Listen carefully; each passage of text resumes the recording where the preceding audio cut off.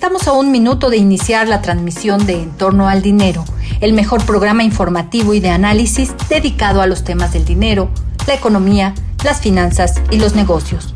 Con el apoyo de Lidia Barrón Cortés y Miriam Gutiérrez, Eduardo Torreblanca Yax encabeza este esfuerzo periodístico en televisión.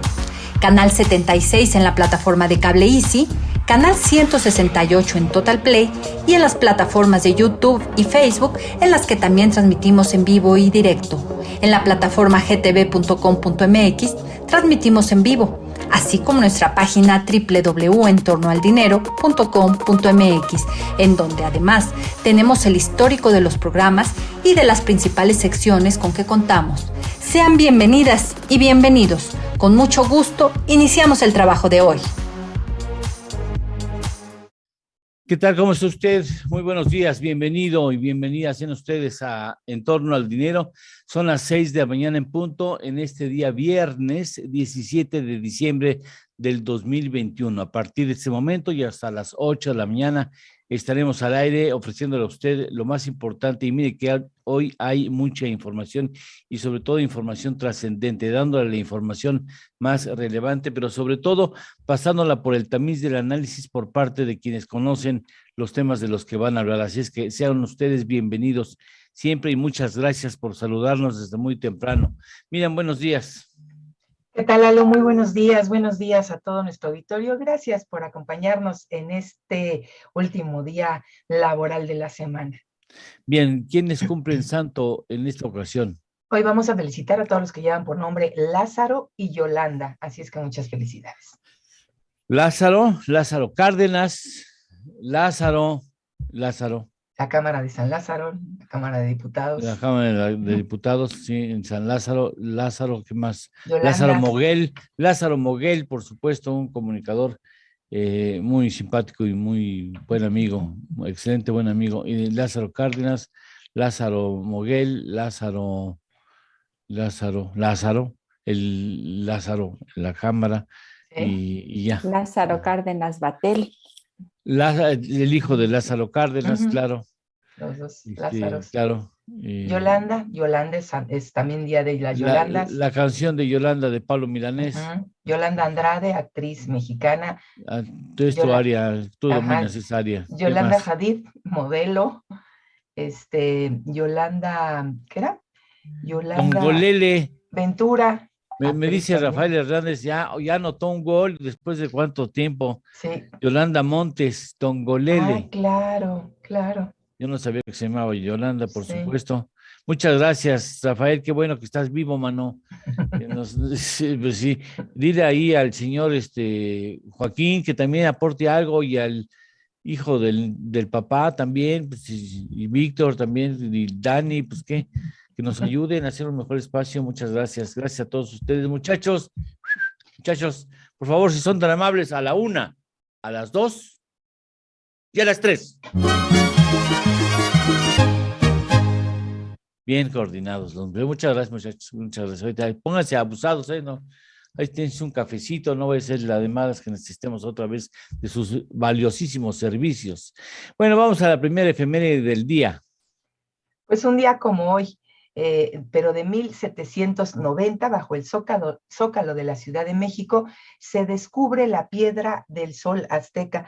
Este calendario azteca, Piedra del Sol, monolito cósmico, como se le ha llamado en diferentes ocasiones, es considerado probablemente el más importante monumento gráfico de la época prehispánica, y este espléndido testimonio de la grandeza de los pueblos prehispánicos fue hallado en la Plaza Mayor de la Ciudad de México el 17 de diciembre de 1790. Perfectamente bien contestado. Y bueno, esas son las noticias, algunas de las noticias más importantes con las que iniciamos este día viernes.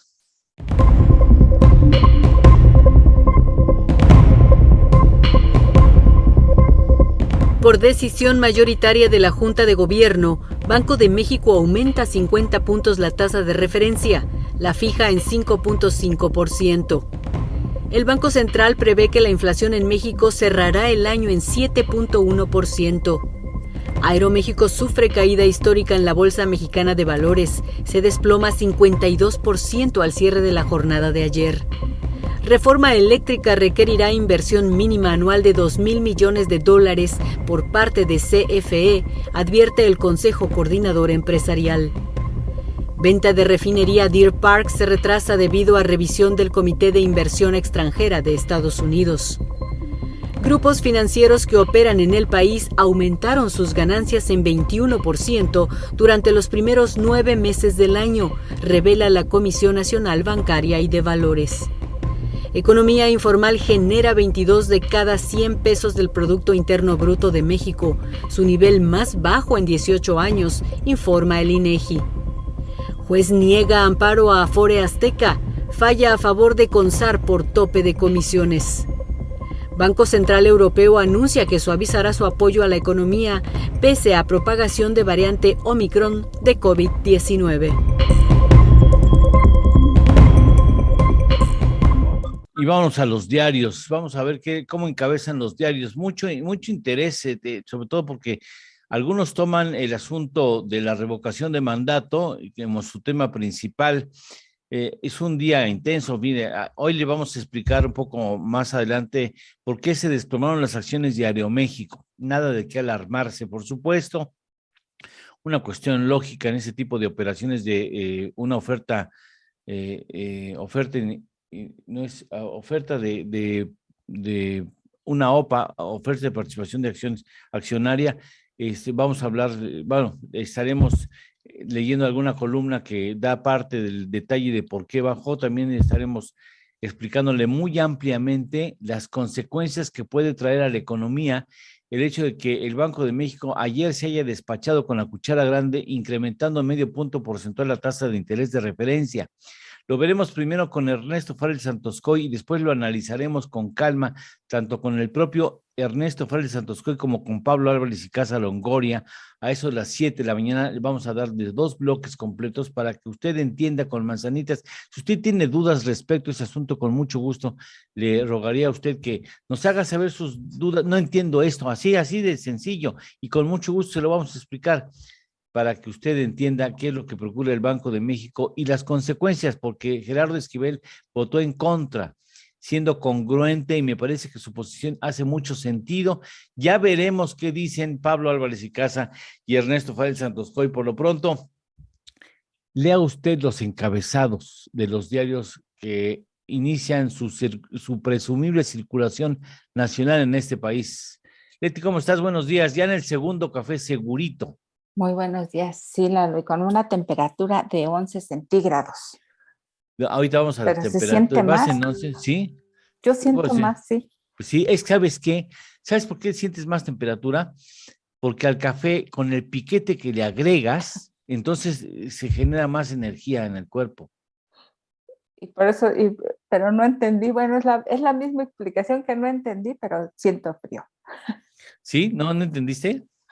No entendí como no entendimos por qué hace más frío cuando empieza a salir el sol, pero... ¿Te acuerdas? Qué bonito. Sí. Ese es un clásico ya.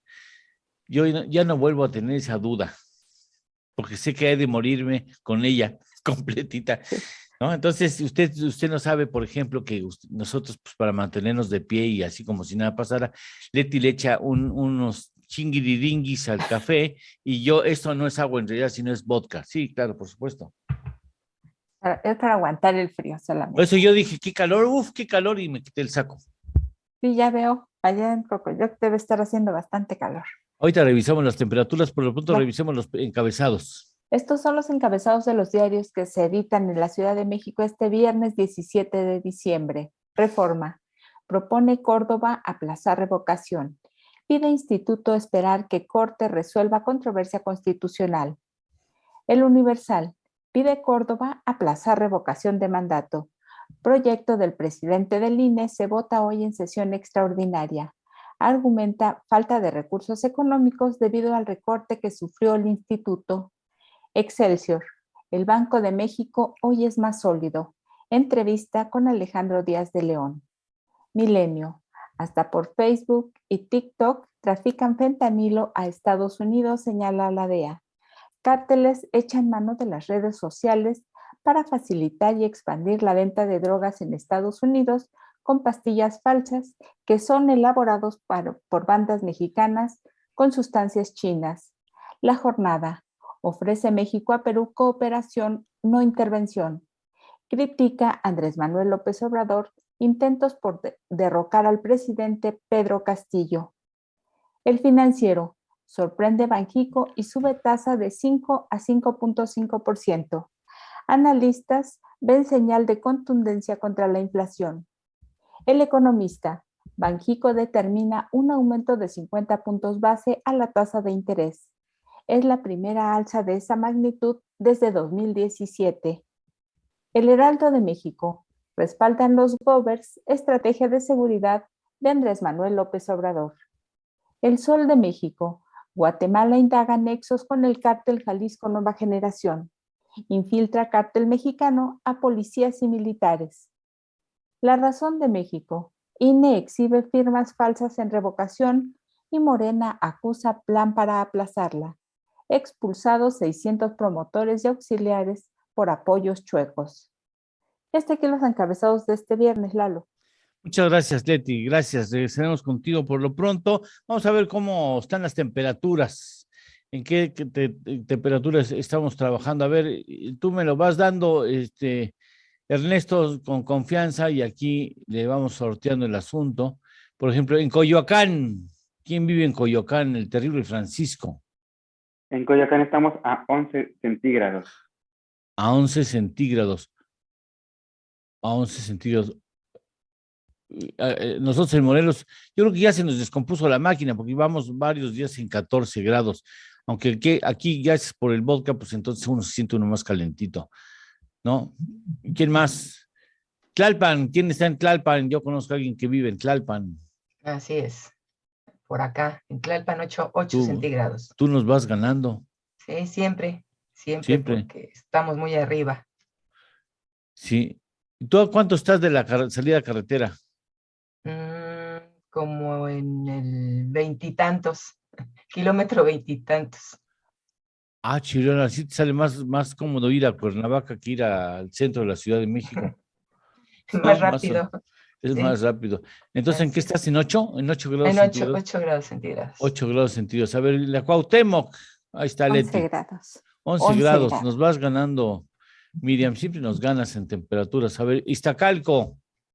11 grados, estamos en 11 grados. Si usted nos quiere participar de sus temperaturas, con mucho gusto. Muchas gracias. Por acá, fíjate que Alberto Elías, que está en Calgary, Canadá, a quien le mandamos un gran saludo. Él no, dice es que otra está, división. No, pero ve, yo no lo puedo creer. Así puso, menos 25 grados centígrados.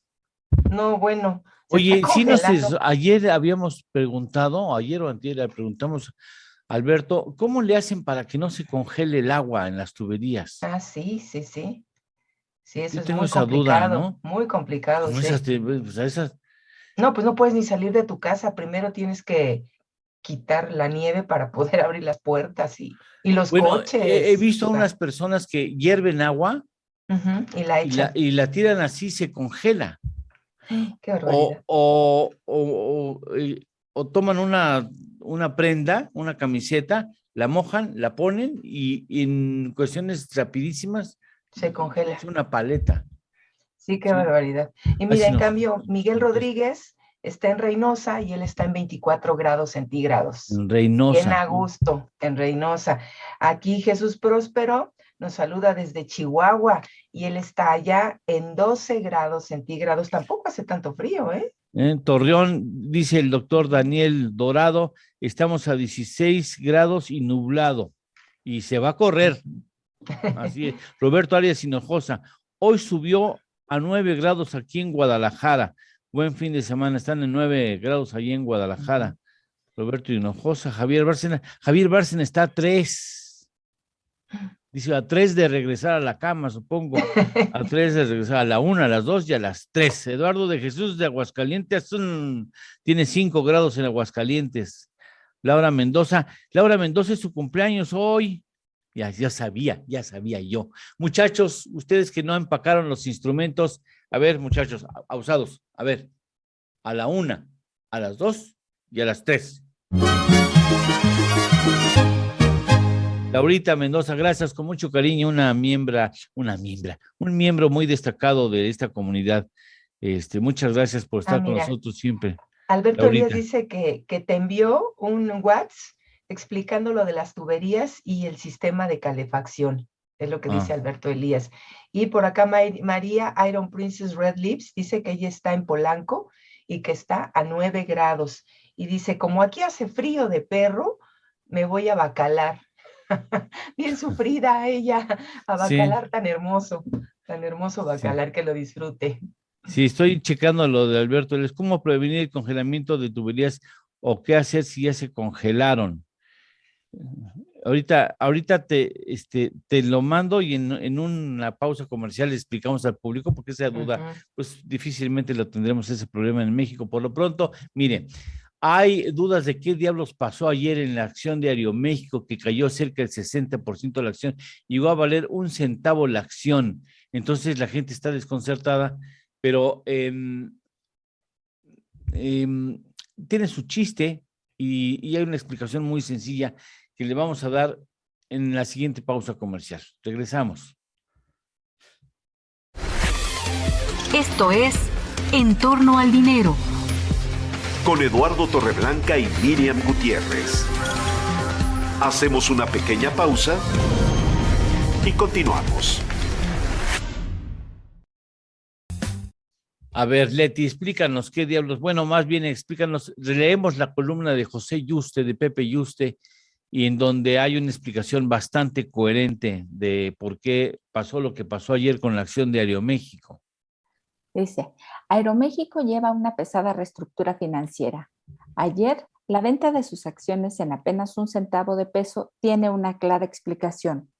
Son acciones que serán diluidas, no valdrá nada porque vendrá una nueva inyección de capital. Por eso, el comunicado de Aeroméxico explica que la participación accionaria de Delta en la aerolínea mexicana, con la dilución, bajará del 49% a apenas 0.01% de acciones. Más adelante, con la nueva inyección de capital, es cuando Delta volverá a tomar una posición accionaria fuerte.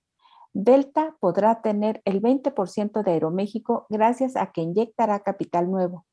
La aerolínea estadounidense estará aportando $285 millones de capital fresco. Las acciones de la OPA de ayer, al precio de 1 centavo de peso, son las acciones que se diluirán. Solo que llama la atención lo que llegó a valer la acción de Aeroméxico en marzo del 2012, cuando Delta las adquirió en 52 pesos, y que ayer, por la reestructura, se vendieron en 1 centavo. Obviamente, es el enorme costo de la reestructura.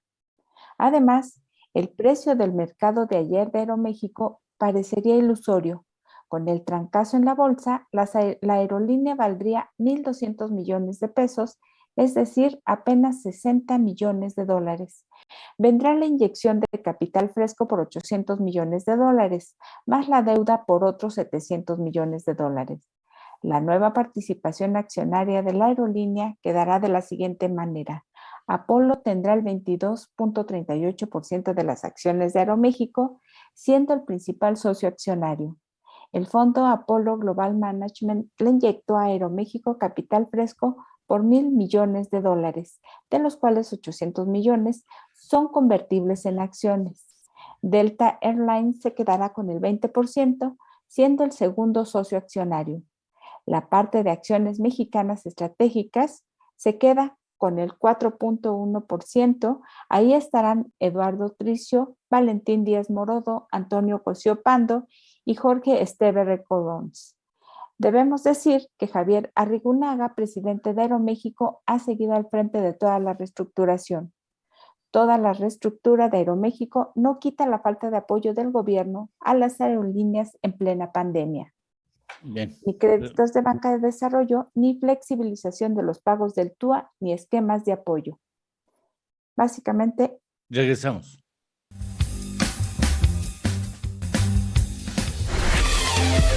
Ya estamos de regreso.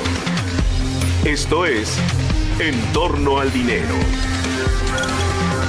Con Eduardo Torreblanca Llanes.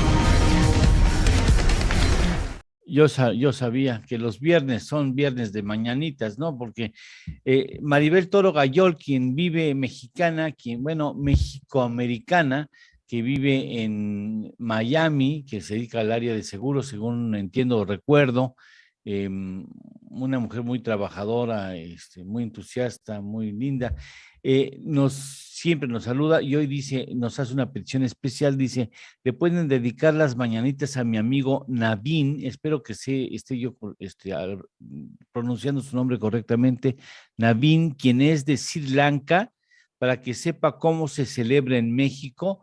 Él vive en Miami como yo. Bueno, le voy a decir una cosa, a ver, estimado Navin, aquí es una versión resumida. El mariachi de nosotros no puede estar aquí atrás de mí porque no le compramos el uniforme correspondiente. Entonces, y las mañanitas tienen que ser breves porque si no tengo que pagar derechos. Entonces es muy complicado celebrar en México, pero de todas maneras con mucho gusto. Por tercera ocasión, muchachos, si son tan amables, felicitar a Navin, al igual que a Laura Mendoza, pero solicitamos a Navin de Sri Lanka en su día de cumpleaños. 1, 2, 3.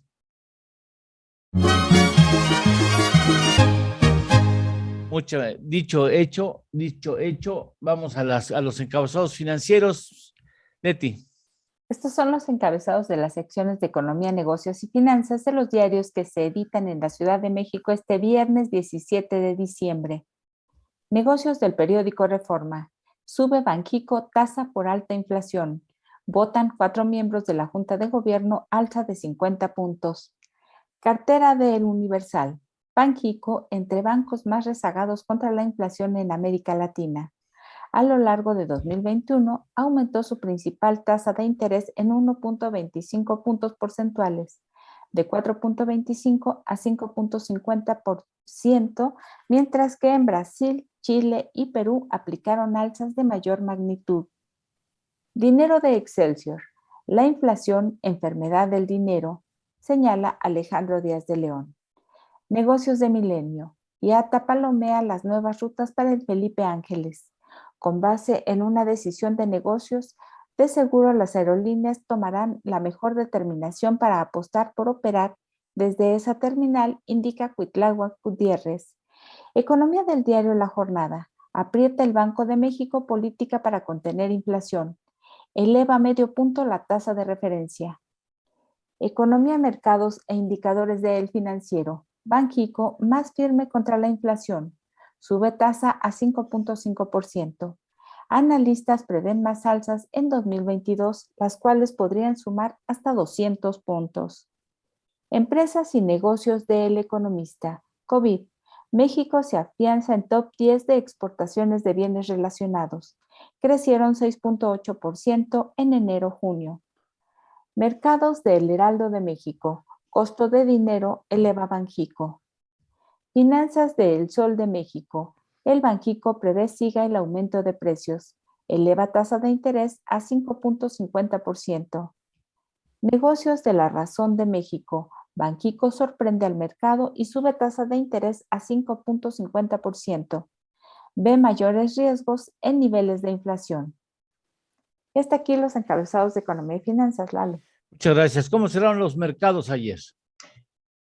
Pues Lalo, Wall Street cerró a la baja. El promedio industrial Dow Jones cayó un 0.08%, mientras que el Standard & Poor's 500 perdió un 0.87%, quedando en 4.668.67 puntos. Y por su parte, el Nasdaq bajó un 2.47%. En cuanto al mercado mexicano, cerró una jornada a la alza. El índice de precios y cotizaciones subió 0.43%, mientras que la Bolsa Institucional de Valores también ganó 0.43%, quedando en 1.060.95 puntos. En cuanto a los petróleos, el West Texas se cotizó en $72.38 el barril y tuvo una ganancia de 2.13%. El Brent Mar del Norte ganó 1.54% y se cotizó en $75.02 el barril. Y la mezcla mexicana de exportación, por su parte, se pagó $65.70 por barril y tuvo una ganancia de 1.95%. En las divisas, el dólar se compró en 20.81 pesos y el euro en 23.63 pesos. Todo esto con datos del Banco de México. Bien, muchas gracias. Vamos a darle a usted cómo son los datos en estos momentos de los petróleos y de las divisas en tiempo real, según los datos de Bloomberg, que en estos momentos consultamos con mucho gusto, cuál es el comportamiento de los petróleos y cuál es el comportamiento de las divisas. No me quiere abrir la aplicación. Bueno, déjeme decirle, si no me abre la aplicación, ahorita le doy el dato tan pronto me abra la aplicación que tengo en el teléfono. Vamos a ir a una pausa y en la pausa vamos a hablar de un asunto que ha despertado mucho interés, es la posición de Estados Unidos al ofrecer $5 millones para la localización de los hijos del Chapo Guzmán, que despierta mucha suspicacia, porque ¿para qué quieres los datos que lleven a la detención si Estados Unidos no puede intervenir deteniendo a los hijos del Chapo en territorio mexicano? Entonces, eso es algo que tendría que hacer el gobierno mexicano, y el gobierno mexicano, pues en todo caso, va y los abraza, ¿no? No va. Digo, tuvo a uno de ellos detenido y lo dejó libre. Sí, aquel culiacanazo. El culiacanazo. Claro, se afirmaba que habían advertido que si lo mantenían, iban a volar una unidad militar y con grandes pérdidas humanas, en donde estaban las familias de los miembros del ejército. Eso ya en otro momento se hará el juicio histórico de esa decisión, pero finalmente pues el asunto vale la pena y por eso vamos a darle lectura a la columna de Francisco Garfias en una pausa que iniciamos. Esto es En torno al dinero. Con Eduardo Torreblanca y Miriam Gutiérrez. Hacemos una pequeña pausa y continuamos.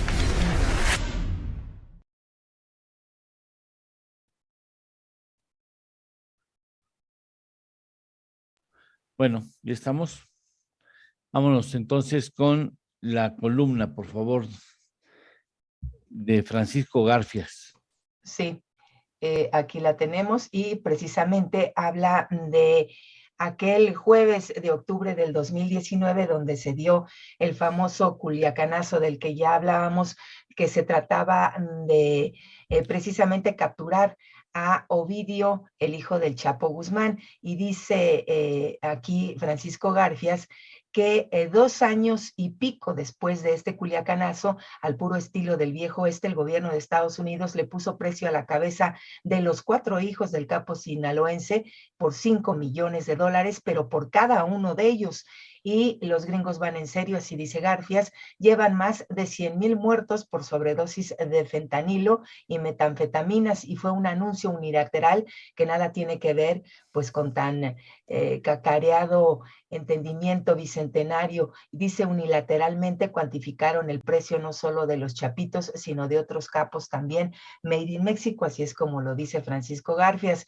También dice que Washington anunció paralelamente la creación de una nueva estructura de departamentos y agencias para combatir el tráfico de armas, drogas y personas. Y por otro lado, dice también que Reporteros Sin Fronteras anunciaron que México sigue siendo año tras año uno de los países más peligrosos y mortíferos del mundo para los medios. Solo en el 2021 han sido asesinados 7 informadores, y dice que lamentablemente somos medalla de oro en este podio de la muerte. En el año que cierra estamos seguidos por la India con 4, Afganistán con 3 y Azerbaiyán con 2.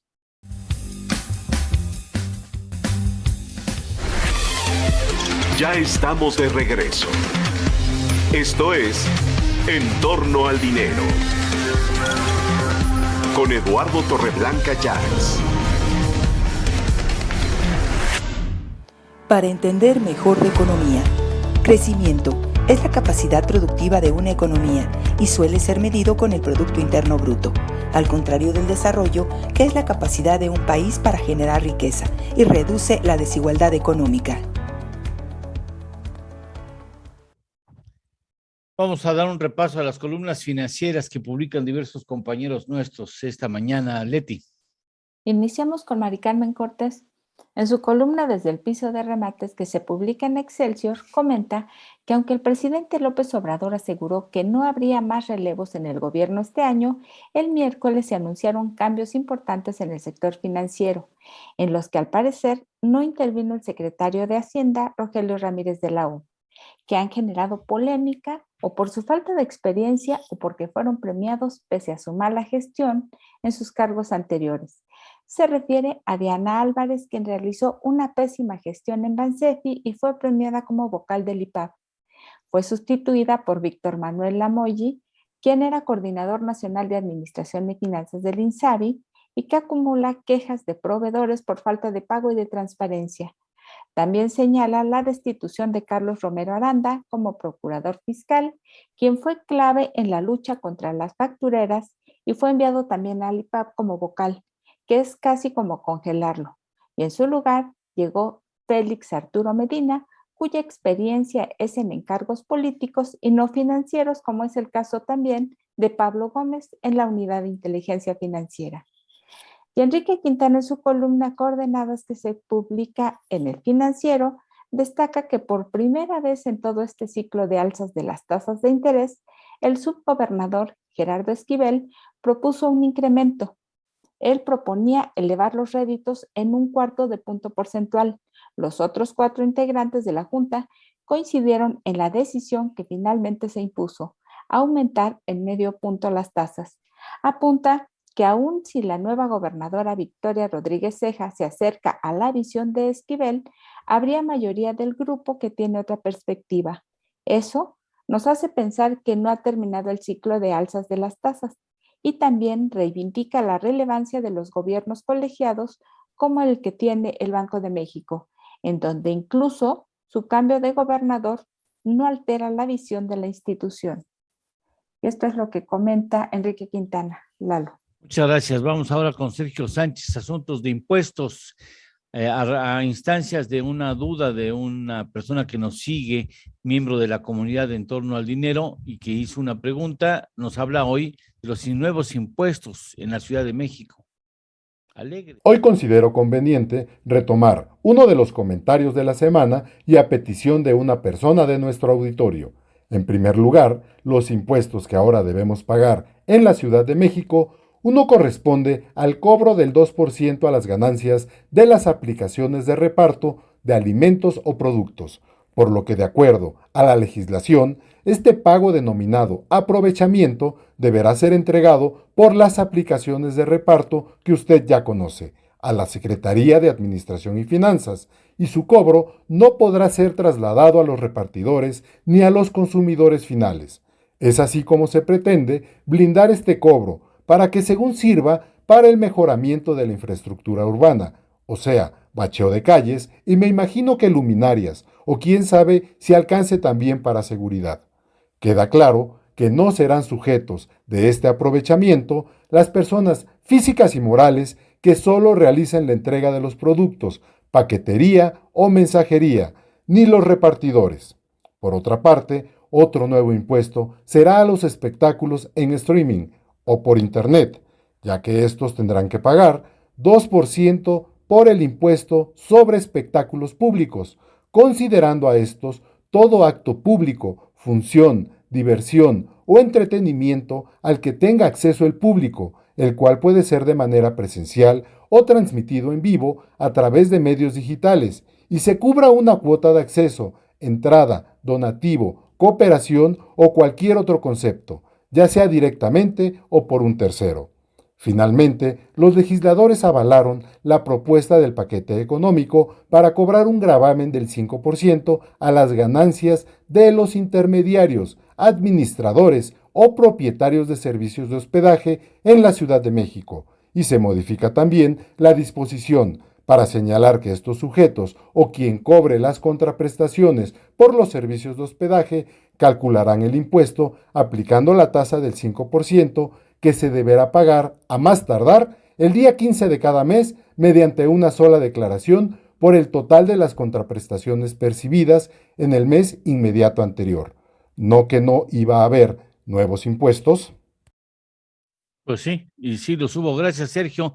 Sí los hubo y bueno, tenemos que darle la vuelta a la página. Seguiremos hablando de los impuestos, sobre todo con Sergio Sánchez, nuestro especialista en la materia, pero valdría la pena ir también a una sección que gusta mucho, que esto se da todos los viernes, en donde Leti Razo nos habla de las grandes historias detrás de las grandes firmas, que no se llama así, ¿verdad, Leti? Grandes ideas detrás de las grandes firmas, sí, Lalo. Pues más o menos es ahí, ¿no? Hoy nos habla de una empresa europea. Así es, Lalo. Una empresa que creció, que nunca pensamos que iba a derrumbarse, ¿no? Sí, hombre, caray, sí. Una empresa telefónica. Una empresa telefónica que vale la pena, de celulares. Escuche usted el trabajo especial de Leti con el tema de Nokia.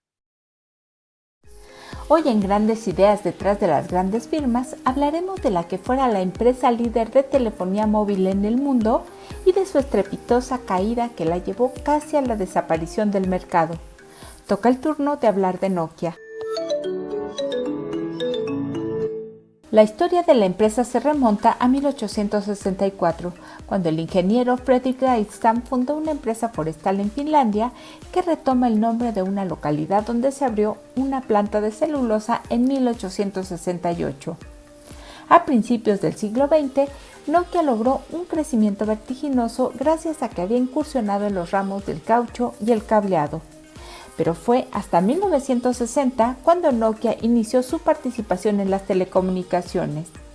Una década después, comenzó a fabricar equipos de comunicación para las fuerzas de defensa de Finlandia y luego pasó a fabricar radios móviles profesionales y conmutadores telefónicos que exportó hacia la Unión Soviética. Paulatinamente, Finlandia, con Nokia a la cabeza, comenzó a transformarse en lo que llegó a denominarse el Japón nórdico por el despegue en el campo de la tecnología y las telecomunicaciones. Nokia tuvo un importante proceso de expansión al adquirir empresas como Movaira, una empresa de telefonía móvil que en 1981 lanzó el servicio Nordic Mobile Telephone, la primera red celular internacional del mundo y la primera en permitir el roaming internacional. En 1982, Movaira lanzó el teléfono para automóvil, el primer móvil de Nokia. En la década de los años 90, la firma fue clave para establecer el estándar utilizado a nivel mundial para comunicaciones móviles GSM.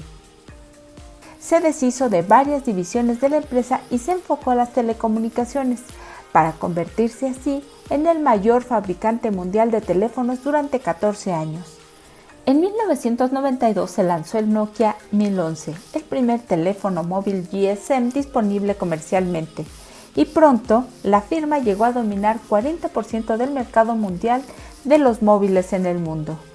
Nokia creció frente a sus principales competidores, Motorola y Ericsson, porque entendió y atendió al mercado de consumidores jóvenes, principalmente con los teléfonos Nokia 5110 y 3210, que presentaban una amplia gama de colores y cubiertas traseras reemplazables. Durante gran parte de la primera década del 2000, Nokia seguía sorprendiendo con sus teléfonos que tenían cada vez más funciones, como sacar fotografías, filmar videos, reproducir música y acceder a videojuegos, todo con una amplia gama de diseños. Sin embargo, la llegada de los teléfonos inteligentes con sus pantallas táctiles y una nueva manera de usar el celular aniquiló a un gigante que despertó demasiado tarde. En 2007, Steve Jobs presentó lo que representaría una de las peores pesadillas para Nokia, el iPhone. De ahí en adelante, la que era empresa líder inició su caída hasta casi desaparecer del mercado de teléfonos móviles. El derrumbe ha sido tema de análisis y muchos observadores consideran que es la suma del inmovilismo, la arrogancia de los directivos que supusieron que al ser líderes sus productos podrían superar a los emergentes, y su falta de visión para entender las nuevas reglas del juego que dieron un rol protagónico al software y no al hardware como hacía Nokia. La división de dispositivos y servicios de Nokia fue comprada por Microsoft en 2013, así quedó el fabricante y su genialidad original temporalmente fuera de la industria, pues Microsoft decidió no seguir utilizando la marca Nokia. Actualmente, Nokia ha recuperado el derecho a fabricar teléfonos inteligentes con su propia marca y está apostando por Android.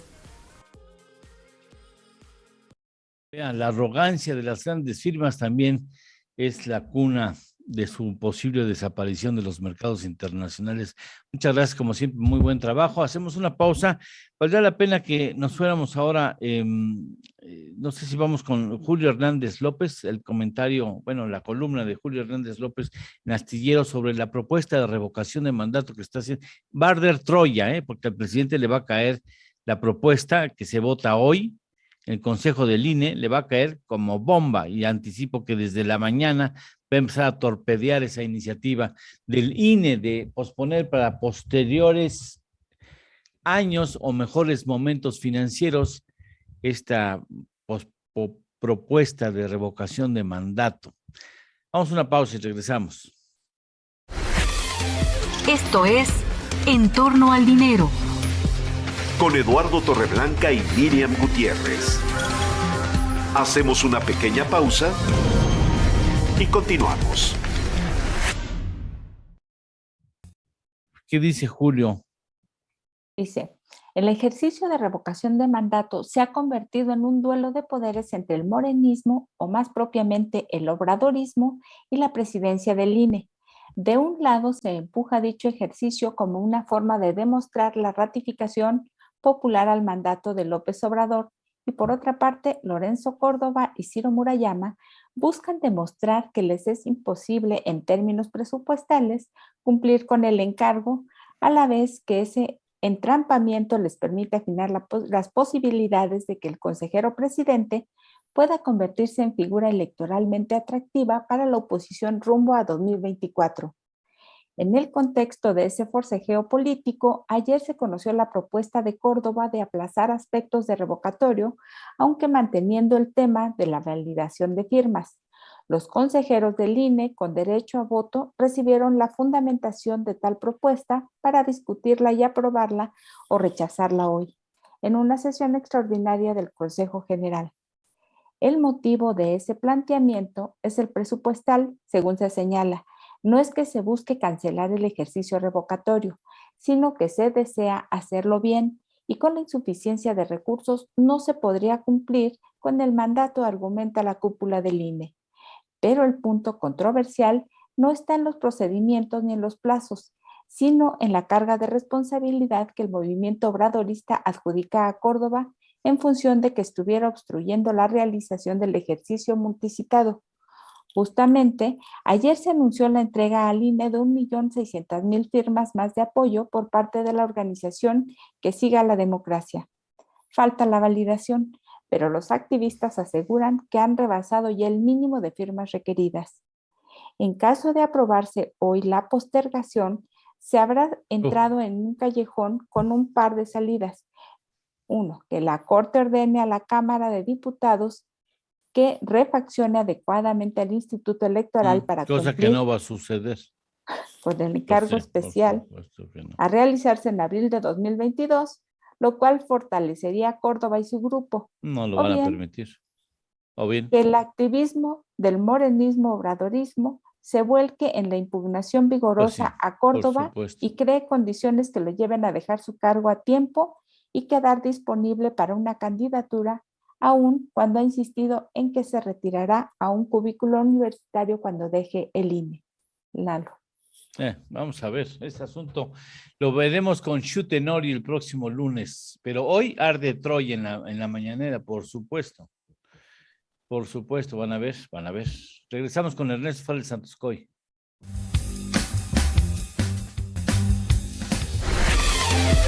Ya estamos de regreso. Esto es En torno al dinero. Con Eduardo Torreblanca Llanes.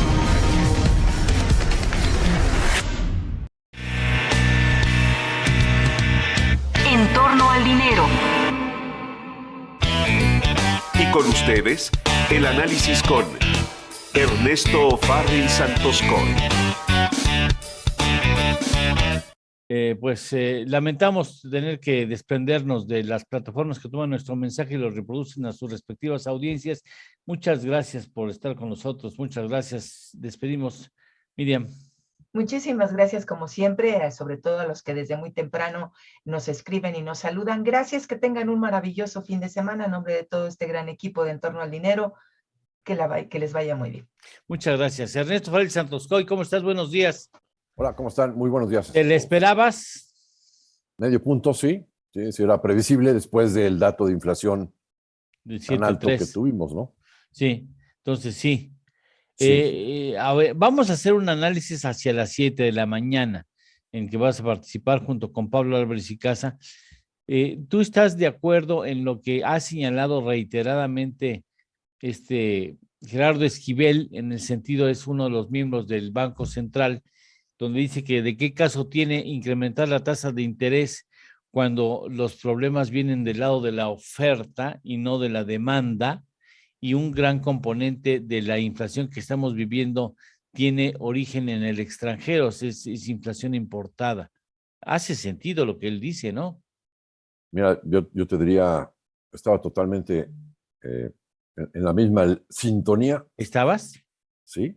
No originalmente, cuando empezó a subirse la tasa de referencia, que estaba en 4, y subió un cuartito de punto, medio punto, yo apoyaba esa argumentación al 100%, porque no veíamos elementos internos de inflación y pues sabemos que la demanda en México pues, está todavía destruida, ¿no?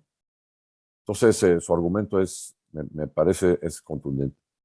Pero conforme fue pasando el tiempo y empezamos a ver que la inflación seguía aumentando, pero ya no nada más por la inflación importada, sino que empezó a haber ya elementos adentro. Y luego cuando se empieza también a cambiar la perspectiva de la inflación en Estados Unidos, de que ya no es tan temporal, y empieza a haber también ahí pues dudas, y la inflación en Estados Unidos sube y sube y sube, sobre todo la inflación al productor, pues entonces ya te empiezas a dar cuenta que bueno, lo que pasa es que la demanda en Estados Unidos sí está totalmente desbocada, y que adicionalmente hay elementos adentro en nuestro país que han generado todavía mayor inflación. Uno de esos elementos, por ejemplo, pues es la inseguridad. Otro es el cambio de ley laboral, ¿no? que limita el outsourcing, entonces le incrementa mucho los costos a las empresas mexicanas. Y así se va conformando un mosaico de cuestiones en las que pues el banco tiene que actuar por 2 razones. Uno, para dar un premio lo más alto posible a la inversión en pesos, porque si ya empezó el tapering y podrías prever incrementos en la tasa de interés por parte de la Reserva Federal, que nosotros creo que fue aquí en esta columna, en esta sección el lunes, que empezamos a hablar de la posibilidad de 3 incrementos en la tasa de interés por parte de la Reserva Federal el año entrante. Ya con la reunión que hubo esta semana, se ve que los propios miembros del Comité de Mercado Abierto de la Reserva Federal ya están pensando en 3 incrementos en lugar de 2. Bueno, todo esto, a combinación de cosas, hace que sí tenga que haber un premio mayor en la inversión en pesos. Y pues adicionalmente también tienes que atacar las expectativas, porque las expectativas son generadoras por sí mismas de inflación. Bueno, pues entonces no queda otra que estar subiendo la tasa, ¿no? Y bien, pues nada más concluiría. Ayer todos los miembros de la Junta de Gobierno estuvieron a favor de incrementar tasas. No, Esquivel votó en contra. Ahí te va. Votó a favor de un incremento, era su propuesta, de 1/4 punto. Iba con mayor moderación. Pero ya estaba también pensando igual, de un incremento de tasa. Porque decía 1/4 punto, los otros 4 dijeron medio punto. Sí, otra vez. Pero bueno, su esposa va a llegar al INEGI. Su esposa va a llegar al INEGI a medir la inflación, y él estará en la... Imagínate, Imagínate el hecho conyugal. Gerardo, Imagínate. ¿ya viste cómo está el jitomate y la cebolla? Estoy votando por un cuarto de punto. No puede ser. Sí, qué curioso, ¿no? Dos profesionales, entonces uno de ellos en la determinación de las políticas para tratar de controlar la inflación y la otra parte midiendo la misma, ¿no? Se le puede reclamar durante la cena, el cafecito. Pleitos de alcoba. Sí, sí, entonces. La telenovela. Sí, Iván, pues sí, la mujer le reclama, le echa en cara que la inflación está por los cielos y tiene la culpa de alguna manera un miembro de la Junta de Gobierno del INEGI. Bueno, si es que está en México, la sede del INEGI está en Aguascalientes, ¿no? Es correcto, sí. ¿Y debe de estar despachando allá el presidente del INEGI? No, aquí en la Ciudad de México, en Patriotismo, hay unas oficinas. Claro, son las oficinas, ahí está la claro, oficina. por supuesto. Bueno. Ahora, rápidamente, permíteme, después de una pausa, vamos contigo, si nos puedes ayudar a entender qué diablos sucedió con la acción de Aeroméxico, ¿no? Pues es un asunto sencillo, le van a inyectar capital y entonces al saber que le inyectan capital, ya lo hemos explicado, pues si hoy tiene usted una acción, si alguien le va a meter dinero, su acción va a valer menos o va a tener una menor participación porque usted no está inyectándole capital, si su posición se reduce. Pero bueno, vamos a hablar con detalles después de la pausa con Ernesto Fábio Santos Coy, si me lo permites, Ernesto. Con todo gusto. Muchas gracias. Y en la pausa comercial escucharemos a Miriam, que nos habla sobre la columna de Sarmiento, que nos habla sobre la negación de la justicia en este país. Esto es En torno al dinero. Con Eduardo Torreblanca y Miriam Gutiérrez. Hacemos una pequeña pausa y continuamos.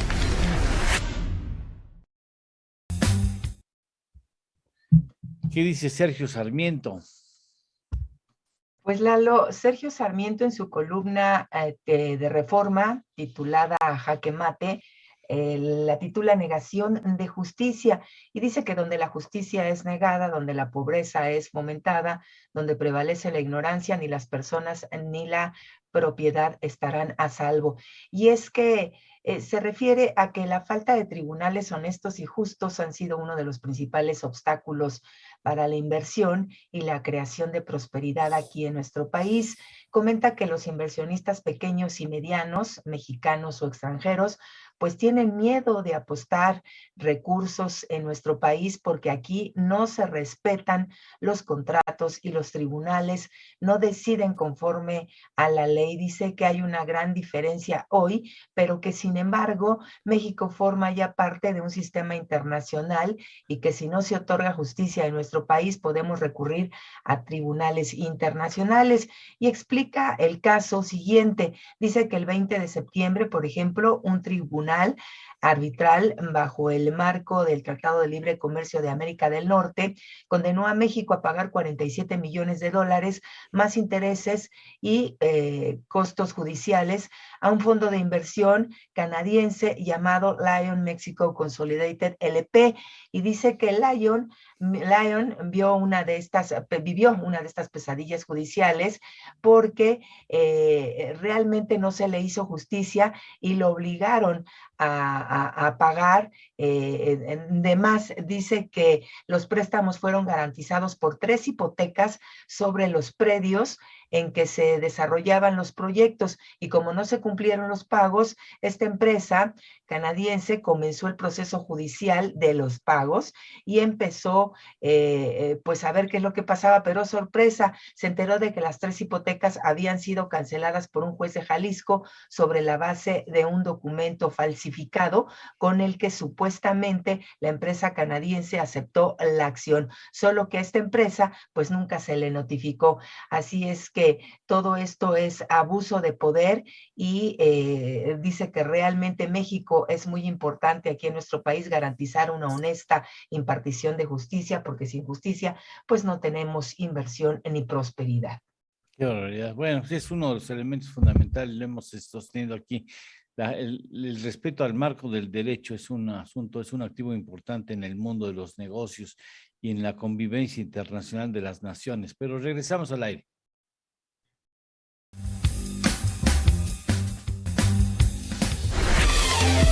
Ya estamos de regreso. Esto es En torno al dinero. Con Eduardo Torreblanca Llanes. Dice Maribel Toro Gayol, Ernesto, que qué risa le dio el supuesto encuentro y reclamo de la esposa de Gerardo Esquivel en el hecho conyugal. La mujer le reclama a su esposo el que no ha podido controlar eficientemente la inflación. La señora mide la inflación, bueno, las señoras miden la inflación todo el tiempo, y en este caso su esposo pues toma las medidas necesarias para que la inflación no se desboque. Bueno, a veces se da. No sabes qué gracia le va a causar a Gerardo Esquivel si ve este comentario, le va a encantar, supongo. Bueno, ¿sí? ¿Te llevas bien con él? No tengo el gusto. No tienes el gusto, pues ni tendrás después de ese comentario. Oye, dice, ¿qué onda con Aeroméxico? Qué sustote, ¿no? Que valió 1 centavo la acción. Sí, hay una oferta para inyectar capital a 1 centavo. La acción estaba en 3.60, 3.69. Y se cayó nada más después de este anuncio 55%, porque la dilución que va a haber entre los accionistas es brutal. O sea, ahí sí todos ponen para que un nuevo inversionista que no sé quién es. Ya, ese es otro asunto que puede generar mucha desconfianza. ¿Quién caramba es? No se identifica. ¿Podría identificarse? Sí, ¿no? No sé. O sea, está en su derecho a no decir quién es. Pues sí. No. Pero la cosa es que hace la oferta y es para todo el mundo. Y entonces, al final, si llega a inyectar esa cantidad de dinero, por ejemplo, Delta Airlines, que tiene el 49%, y es uno de los obstáculos que ha complicado las cosas. Delta, 49% de las acciones, recibió por parte del gobierno del presidente Trump miles de millones de dólares. Sin embargo, no pudo destinar un solo dólar a fortalecer el capital de Aeroméxico. ¿Por qué? Pues en primer lugar, porque no puede rebasar el 49% por ley, ¿no? Porque es una compañía extranjera. Y en segundo lugar, pues porque no le dieron recursos del gobierno norteamericano para ir a fortalecer sus inversiones en otro país, sino que tenía que fortalecerse para el mercado norteamericano particularmente, ¿no? Y entonces, pues en lugar de 49 se va a quedar con el 20, ¿no? Y los accionistas mexicanos, que antes eran los que controlaban, se van a quedar con el 4% de las acciones. La nueva compañía que está inyectando va a tener una participación del 22% y con eso va a controlar, ¿no? Entonces, pues todos se están diluyendo y eso generó esta colosal caída, pocas veces vistas, de 55% en un solo día, en una sola jornada, en las acciones de una empresa cotizada en bolsa. Bien. Ahora, vale la pena explicarle a nuestro público que pues en algunos minutos más, unos 6, 7 minutos, iniciaremos un análisis de lo que significa el hecho de que el Banco de México haya incrementado en medio punto porcentual la tasa de interés de referencia. Participará Ernesto Fares Santos Coy, no ha llegado aún, pero no tardará mucho en llegar. Pablo Álvarez y Casa estará también aquí con nosotros. Entonces, antes de que iniciamos el asunto, me gustaría que pudiéramos ir a un comentario de Hamlet González hablando del análisis macroeconómico que se realizó para el nacimiento del régimen simplificado de confianza. Vamos con Hamlet González.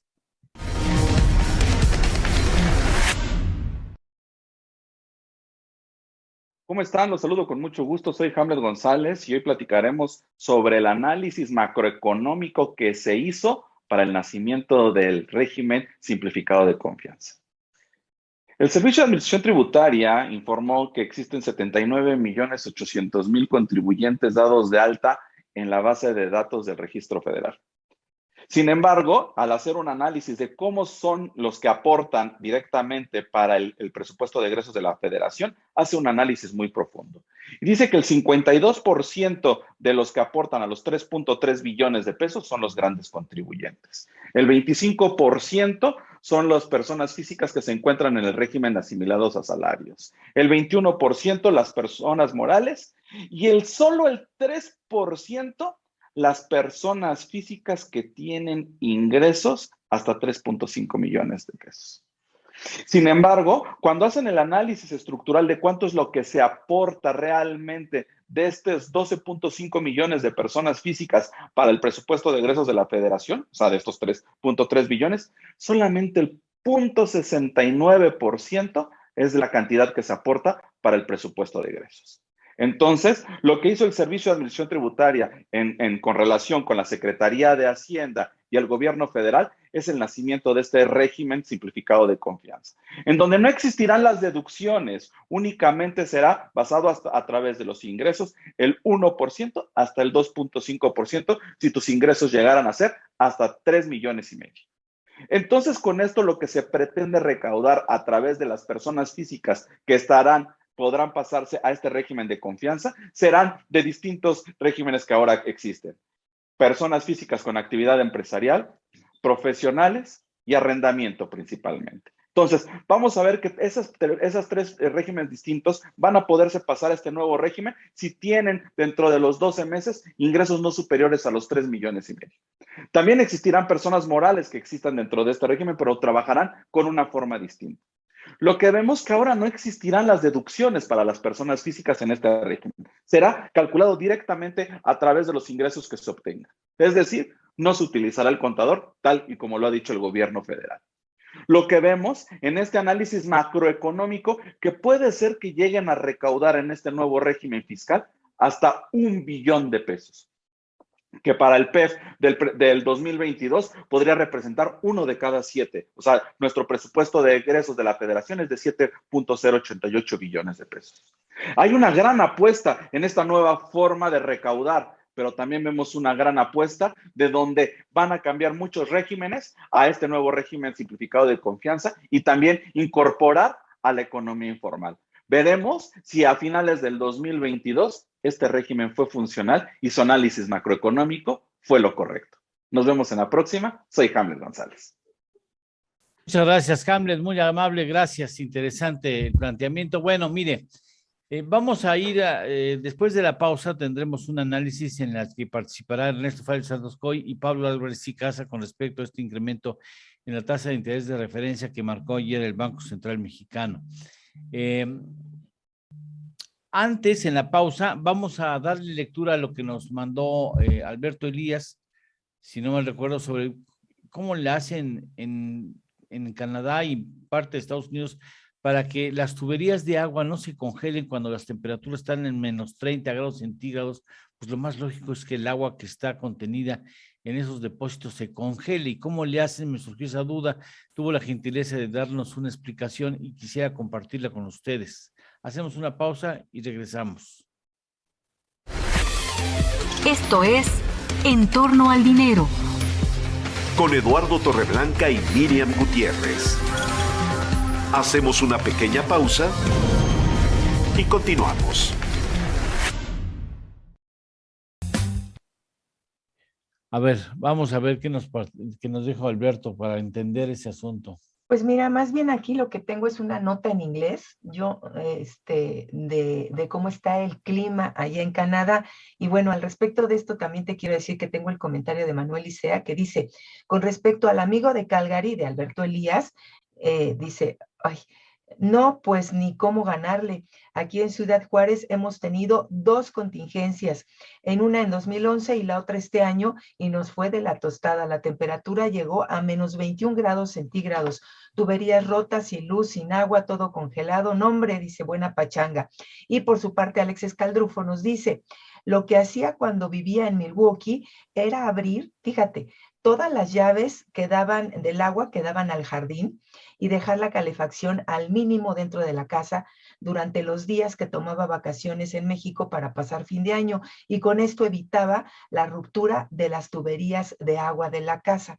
Es lo que dice. Y aquí en una nota que tenemos, no sé si esta es la que mandó Alberto Elías, que dice que cuando soplan los vientos muy fuertes y cae nieve, las temperaturas pues obviamente bajan más, y es lo que está sucediendo el día de hoy allá en Calgary, en Canadá.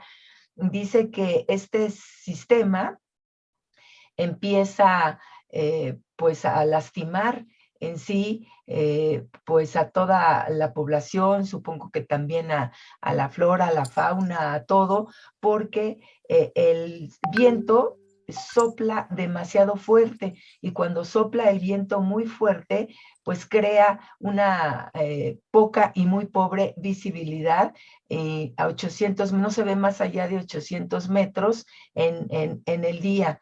Y dice también que las rachas del viento y las... Vamos al aire. Perdón.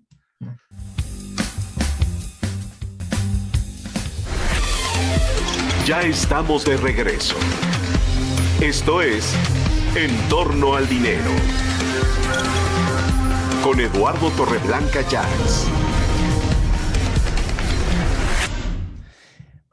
Bueno, ayer el Banco de México se despachó en grande. Tenía una oportunidad, la última oportunidad para estudiar el incremento en las tasas de interés. Tiene 8 oportunidades. Puede tener también una oportunidad u oportunidades extraordinarias. Puede un día citar de emergencia y eleva la tasa de interés en el momento que se le pegue su gana, pues, pero tiene por lo general 8 oportunidades que coinciden con 8 oportunidades o de alguna manera están en paralelo a las 8 oportunidades en que la FED también analiza la situación de la inflación en Estados Unidos y determina si se mantiene la política monetaria o la altera o la incrementa o la disminuye o lo que sea. Entonces, ayer era la última oportunidad en este año, según dictan los calendarios correspondientes, para hacer un análisis. Y la mayor parte de la gente afirmaba que pues, iba a haber un incremento en la tasa de interés, ya se están acomodando las políticas monetarias, y había incluso aquí se mencionó por parte de analistas que lo prudente era que incrementara en 1/4 punto porcentual, pero se despachó con medio punto porcentual, lo que de alguna manera es una señal en el mercado. También el Banco de México con sus decisiones manda señales al mercado. Y por eso solicité que 2 amigos y analistas que son colaboradores permanentes de En Torno al Dinero nos ayudaran a entender qué carambas pasa en el Banco de México. Y yo invito a que si usted tiene preguntas a través del Facebook o a través del WhatsApp, nos las haga saber, para que esas mismas preguntas podamos trasladárselas a Ernesto Fárez Santoscoy y a Pablo Álvarez y Casa, quien doy los buenos días. Pablo, buenos días. Hola, Eduardo, buenos días. A ver, ¿qué es lo que procura? Vamos a tratar de hacer preguntas lo más sencillas posibles para que vayamos entendiendo la importancia del hecho. O sea, ¿qué es lo que procura el Banco de México al incrementar la tasa de interés, Pablo? Mira, la tasa de interés es una tasa interbancaria que son las operaciones que cobra el Banco de México con los bancos. Pero esa tasa evidentemente es una referencia para el resto de las tasas. Esta tasa estaba en 8.25 ahí en 2019. La comenzó a bajar paulatinamente porque la inflación iba a la baja. En el 2020, cuando estalla el COVID, todos los bancos centrales del mundo, ante la emergencia que se presenta, bajan abruptamente las tasas de interés. El de México no fue la excepción. México la fue bajando hasta llegar a un nivel de 4% a principios de este año. Y incluso todavía cuando la inflación comienza a subir, Banco de México la sigue bajando, la baja de 4.25 a 4%. Sí. Y en ese momento se nos vendió la idea de que esta era una inflación transitoria por un choque de oferta, y Banco de México compró esa tesis, que dicho sea de paso, también era la idea dominante en el Fondo Monetario Internacional y en Estados Unidos. Entonces, ese es un poco como un resumen rápido. Sí es una tasa muy importante porque el Banco de México manda señales de encarecimiento del costo del dinero, porque eso se traslada al resto del sistema de tasas, por decirlo así, ¿no? A ver, un asunto importante que aquí creo que es relevante es el hecho de que un incremento en tasa, y te pregunto, Ernesto, ¿inhibe el crecimiento económico de un país o de una economía? Bueno, primero saludo a Pablo. ¿Cómo estás, Pablo? Eduardo, Ernesto, ¿verdad? ¿Cómo estamos? Bien, gracias. Sí. Cuando un banco central sube la tasa de interés, se supone que lo que genera es un golpe hacia la demanda de bienes y servicios y también hacia la inversión, ¿no? Por un lado, por ejemplo, si los consumidores pues gastan su dinero a través de tarjetas de crédito o hay crédito al consumo para automóviles o lo que sea, en la medida que la tasa de interés está más alta, pues la gente tiene menos dinero para gastar, ¿no? Y entonces se genera una menor expansión de la demanda de bienes y servicios. Luego, en la parte de inversiones, si tú tienes un proyecto de inversión que ofrece cierta rentabilidad, y normalmente los proyectos de inversión tienen un componente de capital y un componente de deuda. Entonces, en la medida que se aumenta el costo del dinero, pues los proyectos de inversión, a lo mejor que anteriormente eran rentables, pues dejan de serlo y entonces se contrae también la inversión y esa inversión a su vez tiene efectos multiplicadores en la actividad económica, ¿no? Entonces sí hay un mecanismo de transmisión de la política monetaria hacia la economía real. No sé si se entendió esta explicación. Sí, por supuesto. Pero, Déjame. Sí, la respuesta es sí.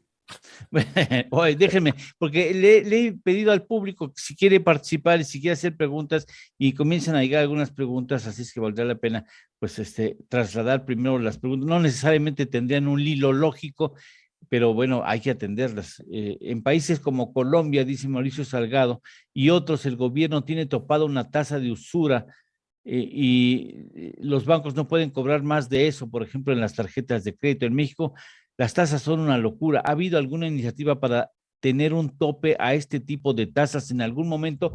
Porque agregaría, el alza de medio punto porcentual ¿afectará las tasas de interés en el mercado de instrumentos financieros, Pablo?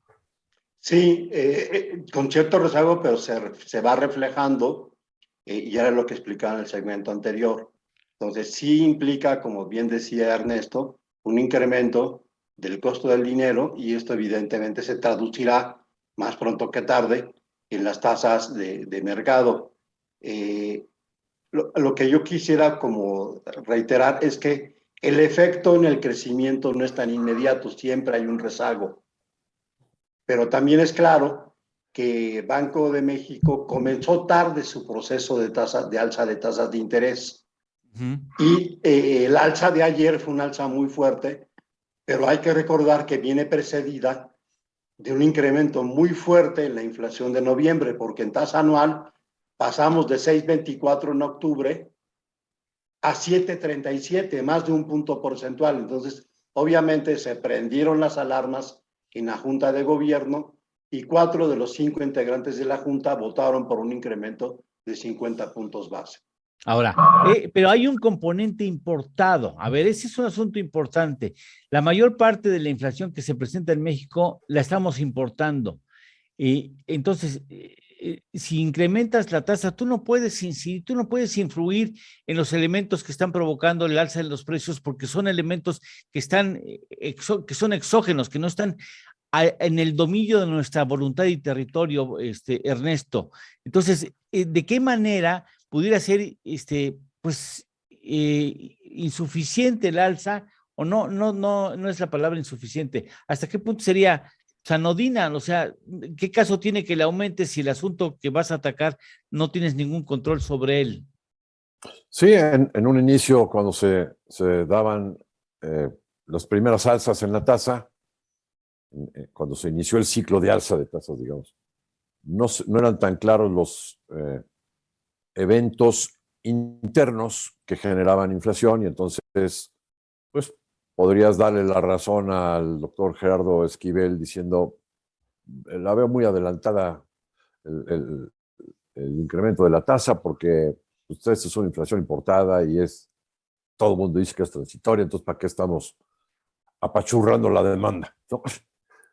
Pero en la medida que ha pasado el tiempo, pues se ve más claramente que no, que también hay elementos internos y que se van retroalimentando. Y luego, pues tienes el factor de las expectativas. Cuando se hacen las encuestas entre los analistas del sector privado y ves que pues ya todo el mundo está pensando en inflaciones cada vez más altas, pues entonces no queda otra, ya no hay más argumentos que poner, que incrementar la tasa de interés, porque la propia expectativa te genera inflación.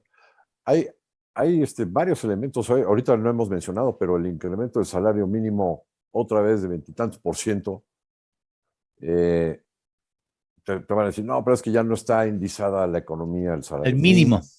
Al mínimo, pero, solamente al mínimo. El resto son 9%, que no es un porcentaje menor. Pero pues, ya se ha incrementado tantas veces el salario mínimo que pues, ya le empieza a pegar al resto de los salarios y pues, es otro elemento adicional que está incidiendo en retroalimentar la inflación y las expectativas de inflación. Y entonces, pues si no le queda otra al Banco de México que seguir aumentando la tasa, como bien dice Pablo, pues para mandar la señal de que pues, el costo del dinero tiene que ir para arriba. ¿No? De que no va, ¿en qué porcentaje? Se detengan las expectativas, perdón. ¿En qué porcentaje estaría? O sea, ¿el componente de expectativas sería importante ya, Pablo? Sí, porque se genera un fenómeno ya de inflación inercial en la medida en que las empresas tienen incrementos de costos, entre ellos el salario. Esto evidentemente se va a trasladar al precio del producto final. Entonces sí hay un componente importante de expectativas por la inflación, pero también porque los pronósticos han fallado. Diga, no vayamos muy lejos. Apenas hace un mes, Banco de México nos mandó un pronóstico de 6.8. No los especialistas del sector privado, claro. Banco de México, de 6.8 para el cuarto trimestre. El día de ayer lo acaba de subir a 7.1. ¿Qué quiere decir eso? Si ya tenemos una inflación de 6.24, de 7.37 en noviembre, implícitamente Banco de México te está calculando una inflación de 7.69 en diciembre. Y me quedo corto, yo creo que va a ser mayor a 7.69. Cercaría a 8. Sí, digo, el Banco de México ya te está mandando la señal desde sus propios pronósticos de que la inflación, de que los cálculos incluso de muy corto plazo que han hecho han fallado. Entonces, esto evidentemente modifica las expectativas y los pronósticos de los especialistas por la tendencia propia que ya lleva a la propia inflación, ¿no? Bien, hay una pregunta, Miriam.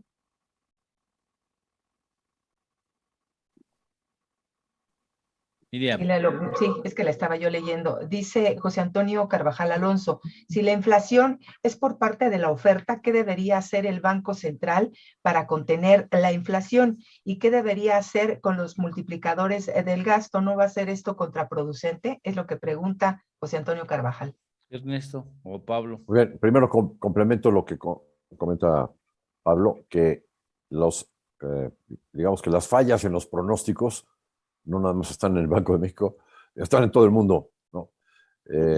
La misma Reserva Federal pues también ha estado corrigiendo y corrigiendo y ya aceptaron que no es tan temporal, ¿no? La inflación como originalmente la estaban calculando. Y bueno, pues es que al final de cuentas hay que ver, ¿no? Hay que ver que hoy en día los bancos centrales pues mueven sus tasas de referencia en base a opiniones en los comités de política monetaria, ¿no? Y pues esos comités, que son cuerpos colegiados, pues son seres humanos y nadie tiene la verdad absoluta sobre el futuro. El futuro es, por naturaleza, incierto.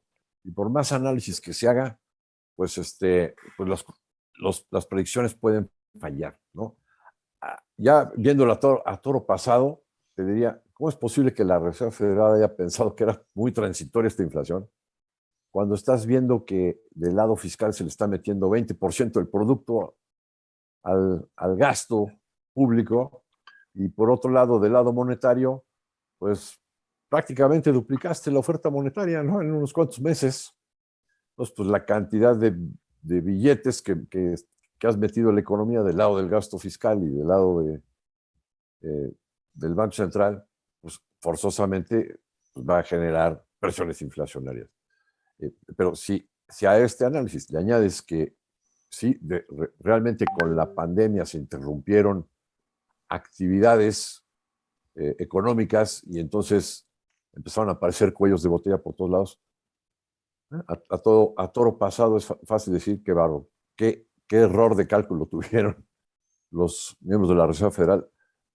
Que simplemente aquí, en este mismo espacio, estuvimos advirtiéndolo muchas veces y ponía esta caricatura, ¿no? De dos dinosaurios que están viendo un meteorito al cielo y uno le dice al otro, oye, relájate, es temporal, ¿no? Es que es temporal. Bueno, oye, a ver, tengo que ir a una pausa. Hay otro asunto, bueno, no sé si ya hemos no contesté la pregunta. La pregunta, mira, la verdad es que el Banco Central tiene poco que hacer con un choque de oferta. Ahora, los choques de oferta sí son importados porque hay productos agrícolas que tienen precios internacionales y México es una economía muy abierta, importa una gran cantidad de alimentos y productos agrícolas y eso sí se refleja en la inflación. Son choques de oferta que vienen también por cambios de la demanda. De repente tenemos gigantes como China y como India que comienzan a demandar gran cantidad de alimentos o de productos de carne que antes no consumían, que evidentemente genera un movimiento importante de los precios. Permítame ir a una pausa, hay más preguntas, regresamos. Esto es En torno al dinero. Con Eduardo Torreblanca y Miriam Gutiérrez. Hacemos una pequeña pausa y continuamos. Nada más para concluir, tienes el asunto de cómo no se congelan las tuberías de agua. Es que en Canadá están a menos 30 grados centígrados en alguna ciudad donde está un televidente que tenemos, Alberto Elías, ¿no? Que está en Calgary, Canadá, sí, así es. Sí. Y dice que, bueno, pues realmente el nivel de frío al que llega a presentarse en la gran mayoría de Canadá es sumamente intenso y llega a más de menos 30 grados centígrados, por lo cual no solamente afecta al sistema de luz, sino también por supuesto que a las tuberías. ¿Cómo prevenir el congelamiento y los daños subsecuentes? Bueno, primero hay que saber dónde encontrar la válvula principal de cierre de agua y cómo funciona en caso de que las tuberías exploten, porque generalmente llegan a explotar. Válgame Dios. Dice, aísle las tuberías más propensas a la congelación, especialmente cerca de las paredes exteriores y en los espacios de acceso al ático y al garage. Esto puede hacerse con cubiertas de tubos de espuma disponibles, obviamente en las tiendas específicas para artículos para el hogar. Selle las fugas de aire, en su hogar y garage para evitar que entre frío. Revise alrededor de las ventanas y puertas, el cableado eléctrico, las rejillas de ventilación, de la secadora y de las tuberías. Está más complicado que controlar la inflación, tú. Y dice también, los grifos de aire libre son los primeros en congelarse. No, hay que desenroscar las mangueras, cerrar el suministro de agua exterior y dejar que se descarguen los grifos. Que se congele, chingos. No, bueno. Mejor no te vas de vacaciones y no, pues mejor te quedas en Acapulco, ahí no se congelarán las tuberías, está más complicado el remedio que las albóndigas. No, sí. Regresamos al aire.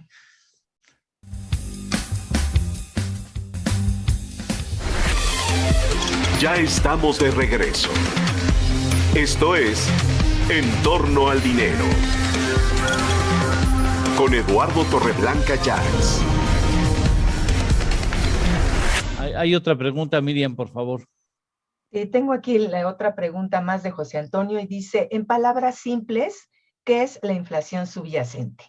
Y ahí se me cortó porque también tenía otra pregunta, pero bueno, la única Ahorita que se igual alcanza llega. a A leer ver, es ¿qué es la inflación subyacente?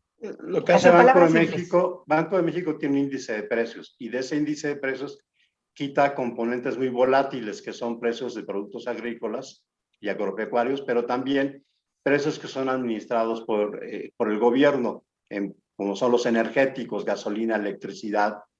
Y entonces los quita porque esos componentes no siguen un comportamiento por la oferta y demanda de mercancías o de mercado.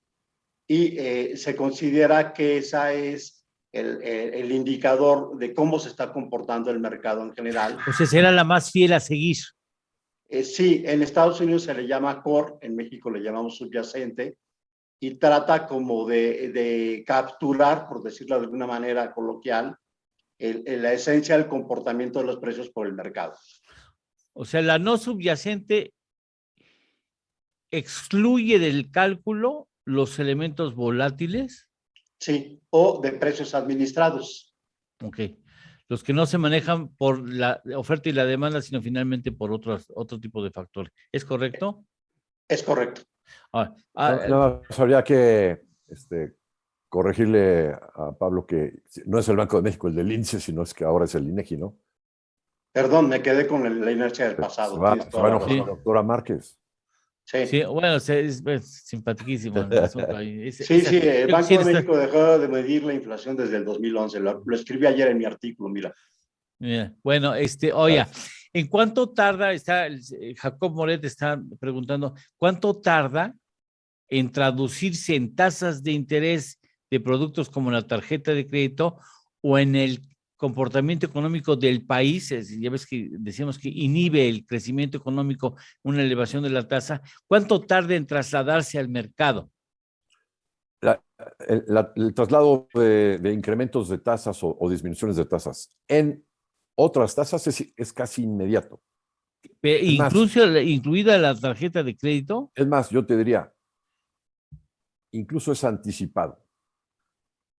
Por ejemplo, si vemos el comportamiento del rendimiento de los bonos del gobierno federal a 10 años, pues ese ya se disparó desde hace tiempo y ya está descontando incrementos de la tasa de Banco de México de hasta, ayer lo pusieron en 5.5, ¿no? Con el incremento de medio punto. Sí.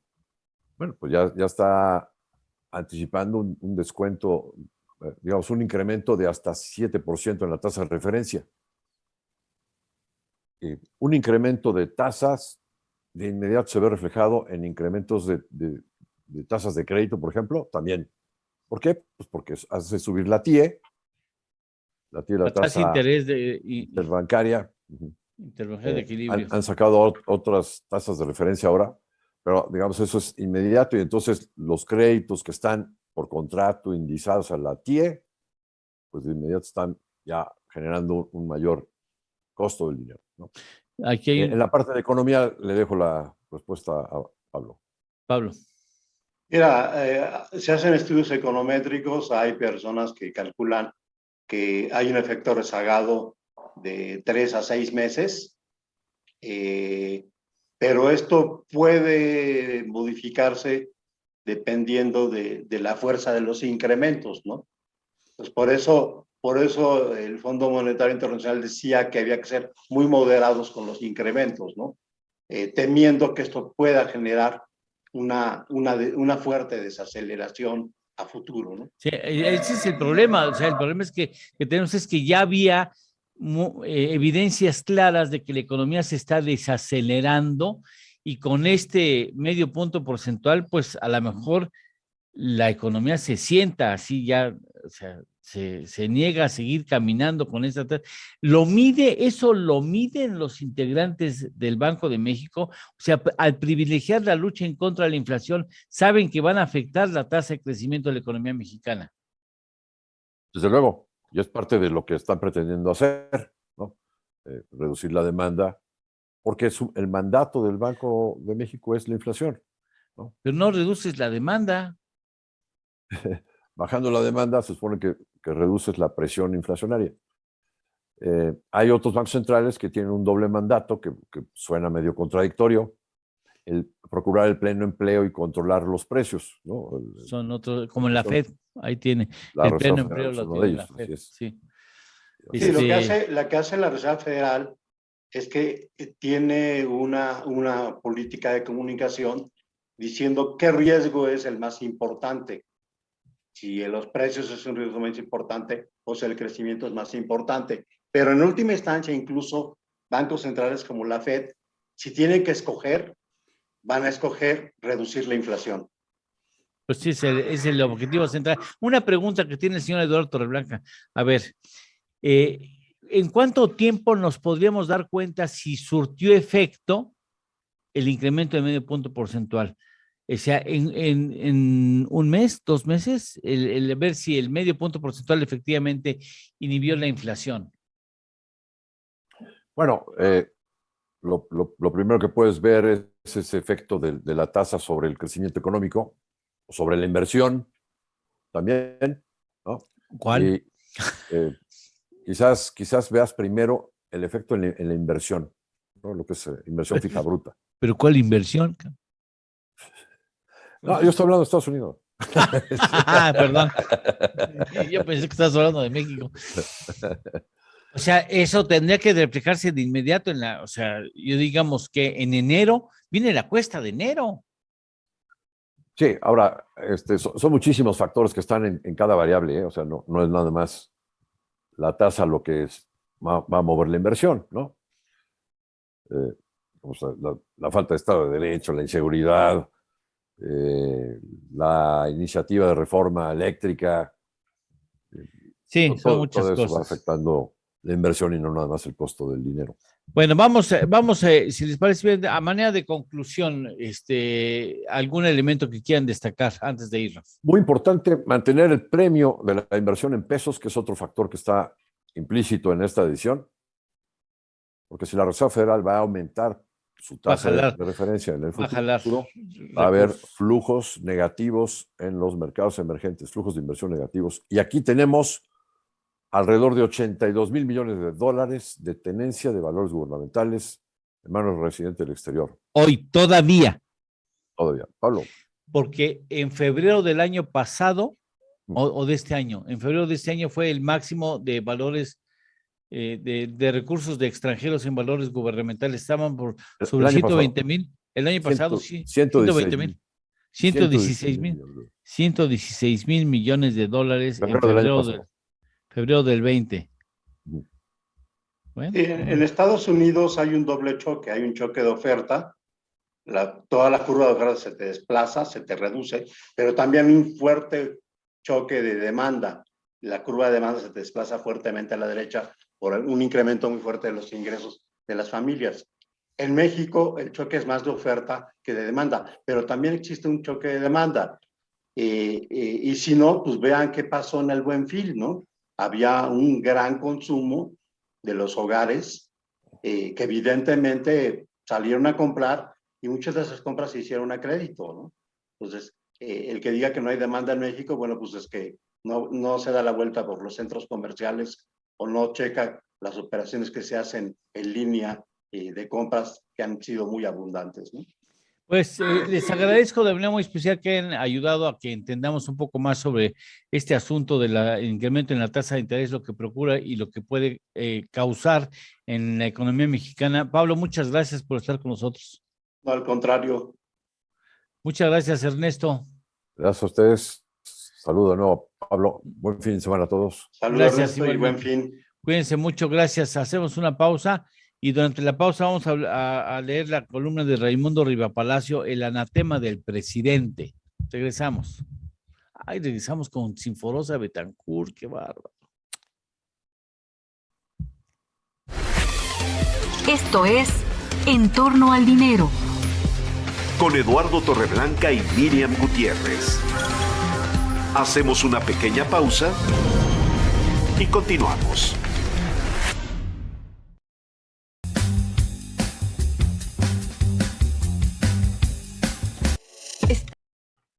¿Y qué dice el anatema del presidente, Leti?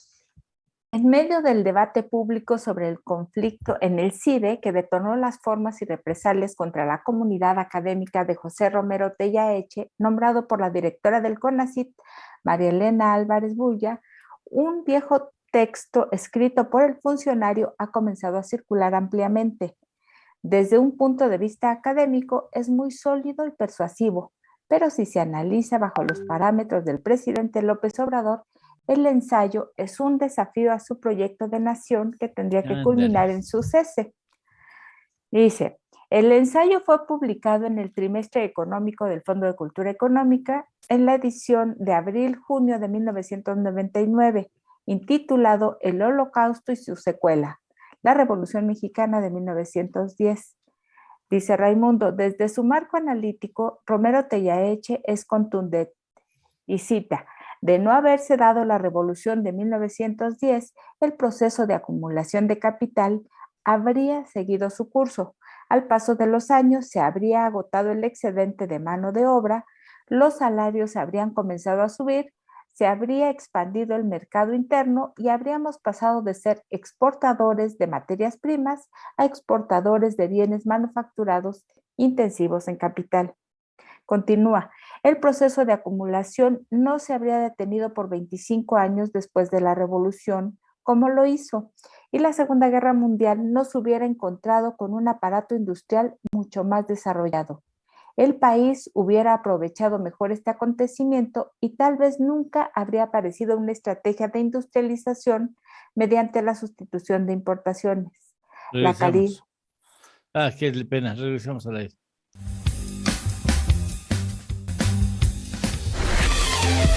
Ya estamos de regreso. Esto es En torno al dinero. Con Eduardo Torreblanca Llanes. ¿Sabías que los trabajadores de la NFL que les dan bebida a los jugadores profesionales tienen un sueldo anual promedio de aproximadamente $53,000? Se nos fue la luz, se nos fue. Oiga, ya no tenemos a nuestro Chente. No, sí, lo lamento mucho, pero así en esas condiciones usted no puede salir al aire y menos no se puede tomar a estas horas. Oiga, pero si no es una bebida espirituosa. Ah, no, entonces son miaditos recolectados en el rancho de los tres potrillos. Mire que se ven el potrillito. Ellos me lo regalaron. ¿Quién quita? Y hasta aprendo a cantar, don Lalo. Sí, no me grabé la penca de un maguey. Sí. Tu nombre unido al mío. No me diga que entrelazado. Son meos. No, hombre, ¿qué meos van a hacer? Yo estoy tranquila porque al fin de cuentas en nuestro idilio las pencas hablan. Ya le dije que no tome, chillón. Don Lalo, ya le dije que son meos. No veo ni quién, míos, o tuyos, o suyos. No, ya. No puede ser. No, no míos, no son míos, son meos, don Lalo. Se nos fue el más importante representante de nuestra música vernácula. Lo lamento mucho. Lo lamento ¿verdad? Mucho. Todo México. Como está ahorita, sí, también lo lamento usted, así como está en esas condiciones. Vamos a una pausa, mejor lo dejamos. ¿Qué? No, pausa, no, pues nos va a acabar el programa y no me va a dejar que diga todo lo que tengo que decir. Pues ¿Qué si tan usted importante? En condiciones incróspitas. No es cierto, don Lalo. No. ¿De dónde saca esa? De veras, no. Me quiere hundir mi carrera, quiere acabar con mi carrera, eso es lo que yo veo en usted. Pero bueno, como el Chente Fernández, yo me debo a nuestro público y las penas al olvido y sin forosa a trabajar. Aquí Eso es todo. En torno al dinero, en el muchachat, con la noticia que no le importa y el chisme que usted desea. Muy bien. Bien. Hola, don Lalo. A ver qué chisme nos trae. ¿Cómo vio la que se armó en la ceremonia para rendirle honores al Chente? Me informa la pomponciana, nuestra corresponsal del muchachat por allá, que trabaja como a unos 10 kilómetros del rancho de los Tres Potrillos, pero que desde ahí alcanza a ver, ¿eh? Es buena, mire. Qué y buena. usa Qué metichota, sus metichota. A ver. Pues ahí, que un tal compadre del Chente Gustavo Albite anda diciendo que ni es cierto que se murió el 12 de diciembre y que la familia está aprovechando la fecha del festejo de la Guadalupana. ¿Cómo se va? ¿Cómo se va? Que me agarre, que me dice la ponciana, no, Manta, ya pensé que la familia necesitaba más fama. El que quiere sus 15 minutos es él, porque ya anda hablando, porque ni lo dejaban hablar con el Chente y estaba peleado con su hijo Gerardo. Y la Xóchitl, que trabaja en los estudios de TV Azteca, me cuenta que todas las conductoras de espectáculos querían matar así a la Patricia Castañeda. ¿Por qué? Porque le dieron a ella la exclusividad si es de la familia. Exactamente. Bueno, ya no está casada. Ya no está casada. Ya no, pero pues bueno, parece que quedó en buenos términos, porque luego el Chentito Junior le dio luego la entrevista. Pues es su cuñado. No, el Chentito. Era su esposo. Es su ex. ¿No es, bueno, ¿Tuvieron hijos? No. Que yo sepa, no. Déjame le pregunto. Mara, yo tengo una buena relación con Mara, buena amiga. Pues pregúntelo, usted me pasa el chisme. Según yo no. Es hermana de Juan Francisco Castañeda, periodista de mucho tiempo, desde que estábamos en la escuela, y por eso conozco a Mara, muy guapa. ¿Tanto así? Sí. ¿Entonces tan grande es la Mara? Qué poca. Le voy a decir, la va a hacer Pinol en sus programas. Pues, no, que le diga a usted, pues usted fue el que la anduvo aquí balconeando, que es desde sus épocas de que era usted estudiante, que no sé qué. El hermano. El hermano, pero si es hermano, pues ni modo que le lleve 20 puede años. Ser la hermana menor que le llevaba 15 años, 17 años, 20 años o 30. Ay, sí. Ya se la quieren sacar, de la que ya ni modo, ya la quemó, ya ni modo, don Lalo. No, ni más. Bueno. No, a mí no me meten esos. Se metió solito, si no, ni le tengo que decir, pásele porque ya está adentro. Bueno, oiga, don Lalo, entrando a nuestro ámbito. Sí, viento, vamos a nuestro ámbito. Nuestro ámbito nuestro ámbito, espérame, ya me perdí. Nuestro ámbito que siempre estamos usted y yo, el de la polaca. ¿Cómo ve los coqueteos del preciso con los priistas? Pues que sabe que eso es cosa de... Rapidito, pues si viene de ahí, si de ahí viene el preciso, él sabe que van a caer a sus pies, sabe que son bajos y acomodaticios, ¿no? Y ya vio con lo que salieron el Alito Moreno y el Rubén Moreira, que como Pedro negaron a nuestro señor.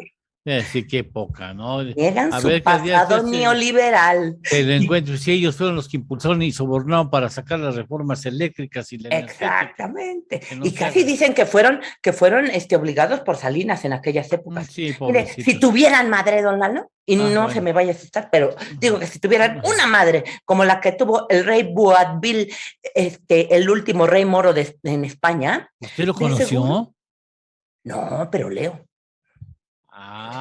Qué barbaridad. Ya ves que sí, Leo, ya ves que me ha impulsado, don Lalo, no lo puedo negar, a la cultura. Y entonces ella, según esto, la mamá de este señor, cuando perdieron Granada allá en España, le dijo, no llores como mujer lo que no supiste defender como hombre. Eso es todo, chico. Hoy frase políticamente incorrecta, don Lalo, porque las mujeres no debemos de llorar. Bueno, ¿Qué más? El peje se lo dijo de otra manera, menos verbo y apoyen mi reforma eléctrica. No se junten más con el innombrable ni con los panistas. Bueno, entonces. En otras palabras, sean un primor. Si no fuera porque Lalito Moreno quiere ser candidato a presidente, ya se hubieran terminado de descargar. Ideas, qué barbaridad. Pero bueno. Oiga, don Lalo, quiero saber una cosa. ¿Están grabando esta participación? Sí, siempre se graban. Bueno, entonces yo me voy. ¿A quién le recordé? ¿A quién le recordé? ¿A dónde estoy? ¿No? ¿Dónde estoy? Pues sí. ¿Dónde está don Lalito? A un hombre, a un rockstar. A un rockstar. Así es. Ay, que si lo graban no comparece ante los diputados. Yo no que rockstar ni que nada. A mí lo que siento es que él es un gato, él de cuarta. Eso es lo que yo pienso. Y se lo digo en su cara, don Lalo. Así es. Trato de apedillos de la 4T. Hablando de pedillos, ¿cómo va su...? Salud. Hablando de apedillos. ¿Ya ve cómo sí? ¿Ya ve cómo Sí. sí? No, es puro meo, puro meo. No, Hablando de apellidos, está la María Elena Álvarez Bulla. Oiga, se le está complicando el asunto, por no dialogar, esas formas tan raras de dialogar que tiene. Pues sí, ella dice, no, que ella sí va al diálogo, pero que no se cuestionen mis imposiciones. Pues, ¿cuál diálogo, don Lalo? Si es imposición. Pues sí. Si es imposición, pues ¿para qué va a dialogar? Y precisamente su impuesto como director general tiene a Pedillo que determina su destino. El Romero. José Romero Tellaeche. Sí. Al que las voces académicas le dicen, quieren tellaecharlo. Lo quieren tellachar por no respetar a una comunidad democrática, don Lalo. No, que se instituye como director, se impone como director, transgrediendo los procedimientos y los requerimientos que tiene el CIDE. En un lugar como ahí, qué feo, de veras, don Lalo. Ya no se miren. Lamentable, tache. Muy lamentable, por eso andan diciendo que el AMLO se parece al GDO. Tache. Sí, tachezazo, don Lalo, tachezazo. ¿Qué más? Oiga, don Lalo, nada más rápidamente, dígale a la Miriam que le pase los papelitos para ver quién es su amigo secreto al que le toca regalarle en la posada de hoy. Además, ¿La posada de hoy? ¿Hoy hay posada? Hoy en la noche. Acuérdese, de aquí en torno al dinero. Hoy hay a usted le tocó además llevar la piñata y las letanías. ¿A mí me tocó la piñata? Sí. Nadie me ha dicho nada. Pues Miriam anda muy atrasada de plano. Ay, no, mira, quiero que sea mi mano derecha, pero me falla, don Lalo, me falla. No me diga. Es media torpecilla, como mi mano. Y ya tenemos a todos los representantes, ya los libritos en latín. Nada más quiero que, acuérdese que usted va a decir la letanía como es el más doctor, la va a decir en latín. ¿Yo qué voy a saber? ¿Cómo? Si yo no sé latín. ¿No llevó etimologías griegas y latinas en la prepa? No, en la secundaria. En la secundaria no se llevaba en la prepa. Pues, ¿en qué secundaria fue usted? No invente. Pobres muchachos, ya parece que tan chiquitos les van a poner las etimologías. Pero bueno, don Lalo, las tiene que cantar en ¿cómo se llama? En latín para que nosotros vayamos con usted. Ora pro nobis. ¿Sí? Yo no sé latín, no. Bueno, dígala en español, pero dígala, don Lalo. Y dígala a la Lidia Barrón que no se le vaya a olvidar el chal para que salga de la Virgen. ¿Va a salir de la Virgen ella? Sí. Es casada, tiene 2 niñas. Es una representación, don Lalo. No sé, luego le explico lo que quiere decir representación. No me haga perder el tiempo. A ver, al Juan lo vamos a poner de José. ¿De José? ¿No de burro? No. Hace un rato. Yo no sé hace un rato porque yo no estaba aquí. Yo no sé nada, yo llegué ahora mismo. Si algo pasó, yo no estaba aquí. Y dijo usted, también dijo hace un rato que cuando me estaba leyendo, que Joseph iba a poner de animalito. A Joseph, sí. ¿Cómo lo va a poner de buey? Vamos a poner al José Ra, yo creo que lo vamos a poner de burro. Y al Joseph. No, de burro no califica. A Joseph lo vamos a poner de buey. Don Lalo. ¿De buey? Sí. Pero no es buey. Pero no ha visto que torote, el Joseph. Sí, pues por eso. No crea que porque sea buey de aquí, buey de acá, miren. Yo creo que lo confunde. Él es delgadito, esmeradito, así, finito. No. Pero usted no lo ha visto que está corriosito. No, sí está corrioso, pero está delgado. Ay, bueno, don Lalo. Lo va a poner de buey. Bueno, usted póngase de buey. ¿Verdad? Yo me pongo de buey. Pues póngase usted. ¿Otra vez? No sé que usted lo dijo. Yo no había dicho nada de lo que había pasado el año pasado. Usted solito se vino aquí a ventanear. ¿Por qué? Lo siento mucho. ¿Ya ves, don Lalo? Ay, no, yo hago todo por salvarlo, pero usted no me merece, ¿eh? Don Lalo no me merece. No le voy a decir a quién le pusieron el año pasado de burro. No, hombre, se le hizo una fama horrible. ¿A quién? No, ya el chisme después. ¿A poco usted? No. Yo no fui el buey, no fui el burro. La vez pasada no fui el burro. Me tocó hacer la de buey. lo dejamos para la intimidad. Ahí me lo No, dice. no, que la intimidad que la talaña. Ándale. Ya nos vemos. Después de Muchas la gracias. posada. Va a estar bien Muy chida la amable, qué bueno posada. que Dale, vino. Hasta dale, luego. dale. Bye. Uy. Mándame mi collito antes de vernos en la noche. Dale, Lo dale, veo dale. con Es mucho una posada. cariño. No, ¿qué? Estamos en Vámonos época ya. de No, amor. sáquese. Vámonos, Miriam, por favor, por favor. Vamos, Miriam. Ora pro nobis. Órale, nada más. Vámonos, Miriam. No, bueno, Sinforosa siempre haciendo de las suyas. Eso sí, Lalo, no vamos a permitir que Sinforosa lleve el ponche ni cualquier otra bebida. Nada que ver. Sí, no, bueno, con sus esos menjurjes exóticos. No, bueno. no, sí, no olvidemos el Cada ponche. quien llevamos ponche y cualquier otra cosa, pero ella no. Sí, ya no, ya ves cómo se pone con esas cosas. Sí. Oye, Manuel Isea se muere de la risa y dice, ya llegó tu Sinforo no. pesadilla, ¿no?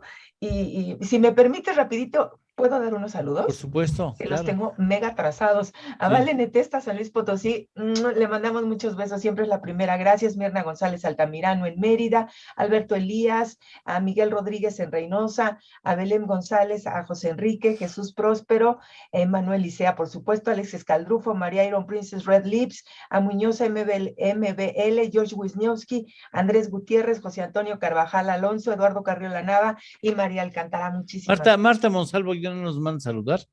No nos ha mandado saludar, pero seguramente que siempre nos A ver, a Francisco, porque voy a decir, ¿para qué carambas me hacen levantarme tan temprano si no hago nada? A ver, Francisco, ¿qué tienes de saludos?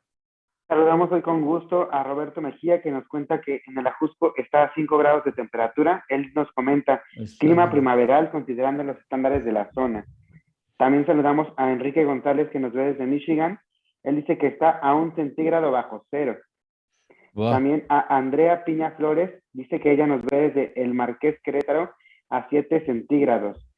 Y a Juana Guillón nos manda también muchos saludos. Son los saludos que tenemos hasta el momento, Eduardo. Muchas gracias a todos ustedes. Déjame ver rápidamente para que no se me vaya. También de este lado en WhatsApp, a Juana Guillón, gracias a David Nieto, Mauricio Salgado, Mari Jesús Guerrero, George Wisniewski también, Francisco Manrique, Javier Bárcenas, Roberto Arias Hinojosa, Betina Chávez, el doctor Daniel Dorado, Diego Rivera, muchas gracias, Eduardo de Jesús de Aguascalientes, Adolfo Villegas, Laurita Mendoza, muchas felicidades, Laurita, Francisco Alarcón, Alberto Elías, obviamente, Sergio Analco, Alex Oviedo, Pedro Guerrero, Rita Cobian, Belén González, Sergio Vallejo, gracias, Eduardo Molina, Eduardo Carriola, Osvaldo Vega, Carlos Gómez Álvarez Tostado, Alex Escaldrufo, Gonzalo Piña, Roberto Magía y Rocío López Veraza.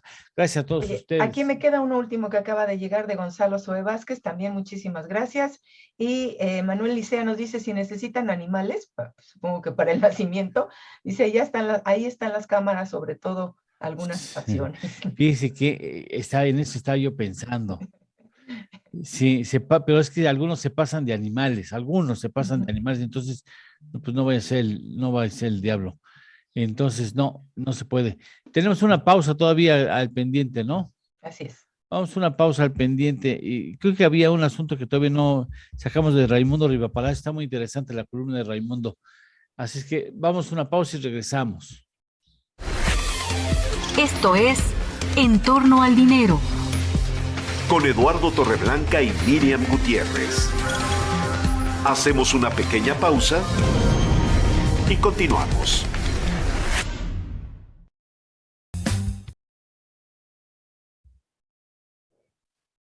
Seguimos leyendo. Sí, por favor. La columna y que hace referencia a un texto de Romero Tellaeche. Dice, solo en los 2 párrafos anteriores que leímos, dice, solo en estos 2 párrafos hay una profunda crítica a los mantras del presidente López Obrador. La Revolución Mexicana como la tercera transformación que rige su pensamiento y ambición política, que considera un freno para el desarrollo mexicano. Y el elogio a la gestión y gobierno del general Porfirio Díaz, a quien no solo el presidente, sino la historia y el imaginario colectivo estigmatizan como un dictador, que lo fue, que dejó el legado neoliberal a su querido López Obrador, que fue una plaga en los últimos 30 años y raíz de un modelo político y económico que nunca debe dejar que vuelva a crecer. También a su modelo alterno de desarrollo, la política de sustitución de importaciones en desuso desde finales de los 60 y 70. Romero Tellaeche, que escribió el ensayo cuando era profesor en el Centro de Estudios Económicos del Colegio de México, ubica a los presidentes Benito Juárez, Sebastián Lerdo de Tejada, Porfirio Díaz y Manuel González como defensores del proyecto liberal, que bien cabrían en la categoría peyorativa actual del neoliberales, por haber sido impulsores de una expansión económica que abarcó 40 años. López Obrador no los ve en su conjunto. Para él, Juárez y Lerdo de Tejada están en el lado correcto de la historia, los otros no. Para Romero Tellaeche, la trascendencia para el país en la parte final del siglo XIX hasta antes de la Revolución Mexicana tiene que verse de manera unida por las políticas del Estado que mantuvieron inamovible durante 4 décadas para impulsar el desarrollo y que le permitió a Díaz seguir con la industrialización. Bien.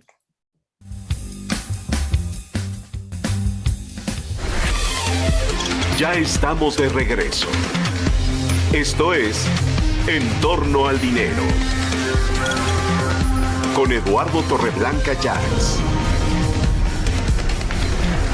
¿Sabías que? Un hombre de 99 años se divorció de su esposa de 96 después de 77 años de matrimonio porque se enteró de que ella le había sido infiel en 1940. Bueno, vienen momentos difíciles para el periodismo cuando uno hace un ejercicio diario de comunicación en época de vacaciones, pues nadie quiere contestar el teléfono, nadie quiere levantarse temprano. Entonces hemos hecho algunas entrevistas y las queremos anunciar. Por ejemplo, tendremos la próxima semana entrevistas como por ejemplo Manuel Aldrete, quien es el líder de un proyecto cooperativo de agricultores en Quintana Roo que producen chicle natural del chico zapote. Está interesantísima porque ahora resulta que creo que exportan a más de 40 países del mundo el chicle natural que se da en Quintana Roo y en parte de Campeche. Tendremos también a Rolando Cordera, un análisis de los frutos que da un gobierno de izquierda, como el que dice encabezar el presidente de México. Hablamos sobre la tauromaquia mexicana con una entrevista con Manuel Secos, hablando de cuál es la historia de más de 500 años de la tauromaquia mexicana, sin el ánimo de defenderla, simple y sencillamente con el hecho de darle a usted datos interesantes que son del conocimiento de algunas personas.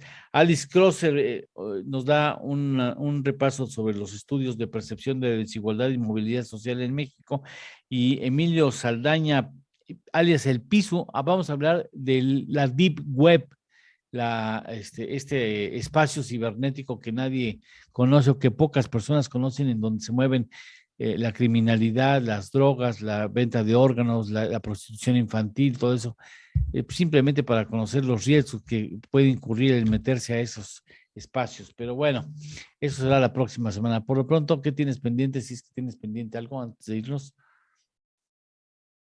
Perdón, ya pendientes ya no, ya dimos todos los saludos, nada más agradecerle a nuestro auditorio pues su confianza de siempre. Francisco, ¿ya no tienes nada en el tintero? Igual ya tenemos todos los saludos dichos. Bueno, a nombre de este equipo de trabajo, ahorita se despide Miriam, pero muchas gracias Leti, gracias Ernesto, gracias Juan, gracias Francisco. Tú despides, Miriam. Muchísimas gracias a todos por habernos acompañado. Los esperamos el próximo lunes en punto de las 6 de la mañana y mientras tanto, pasen un feliz fin de semana. Hasta la próxima. Llegamos al final de nuestra jornada. Acaba En torno al dinero con Eduardo Torreblanca Llanes.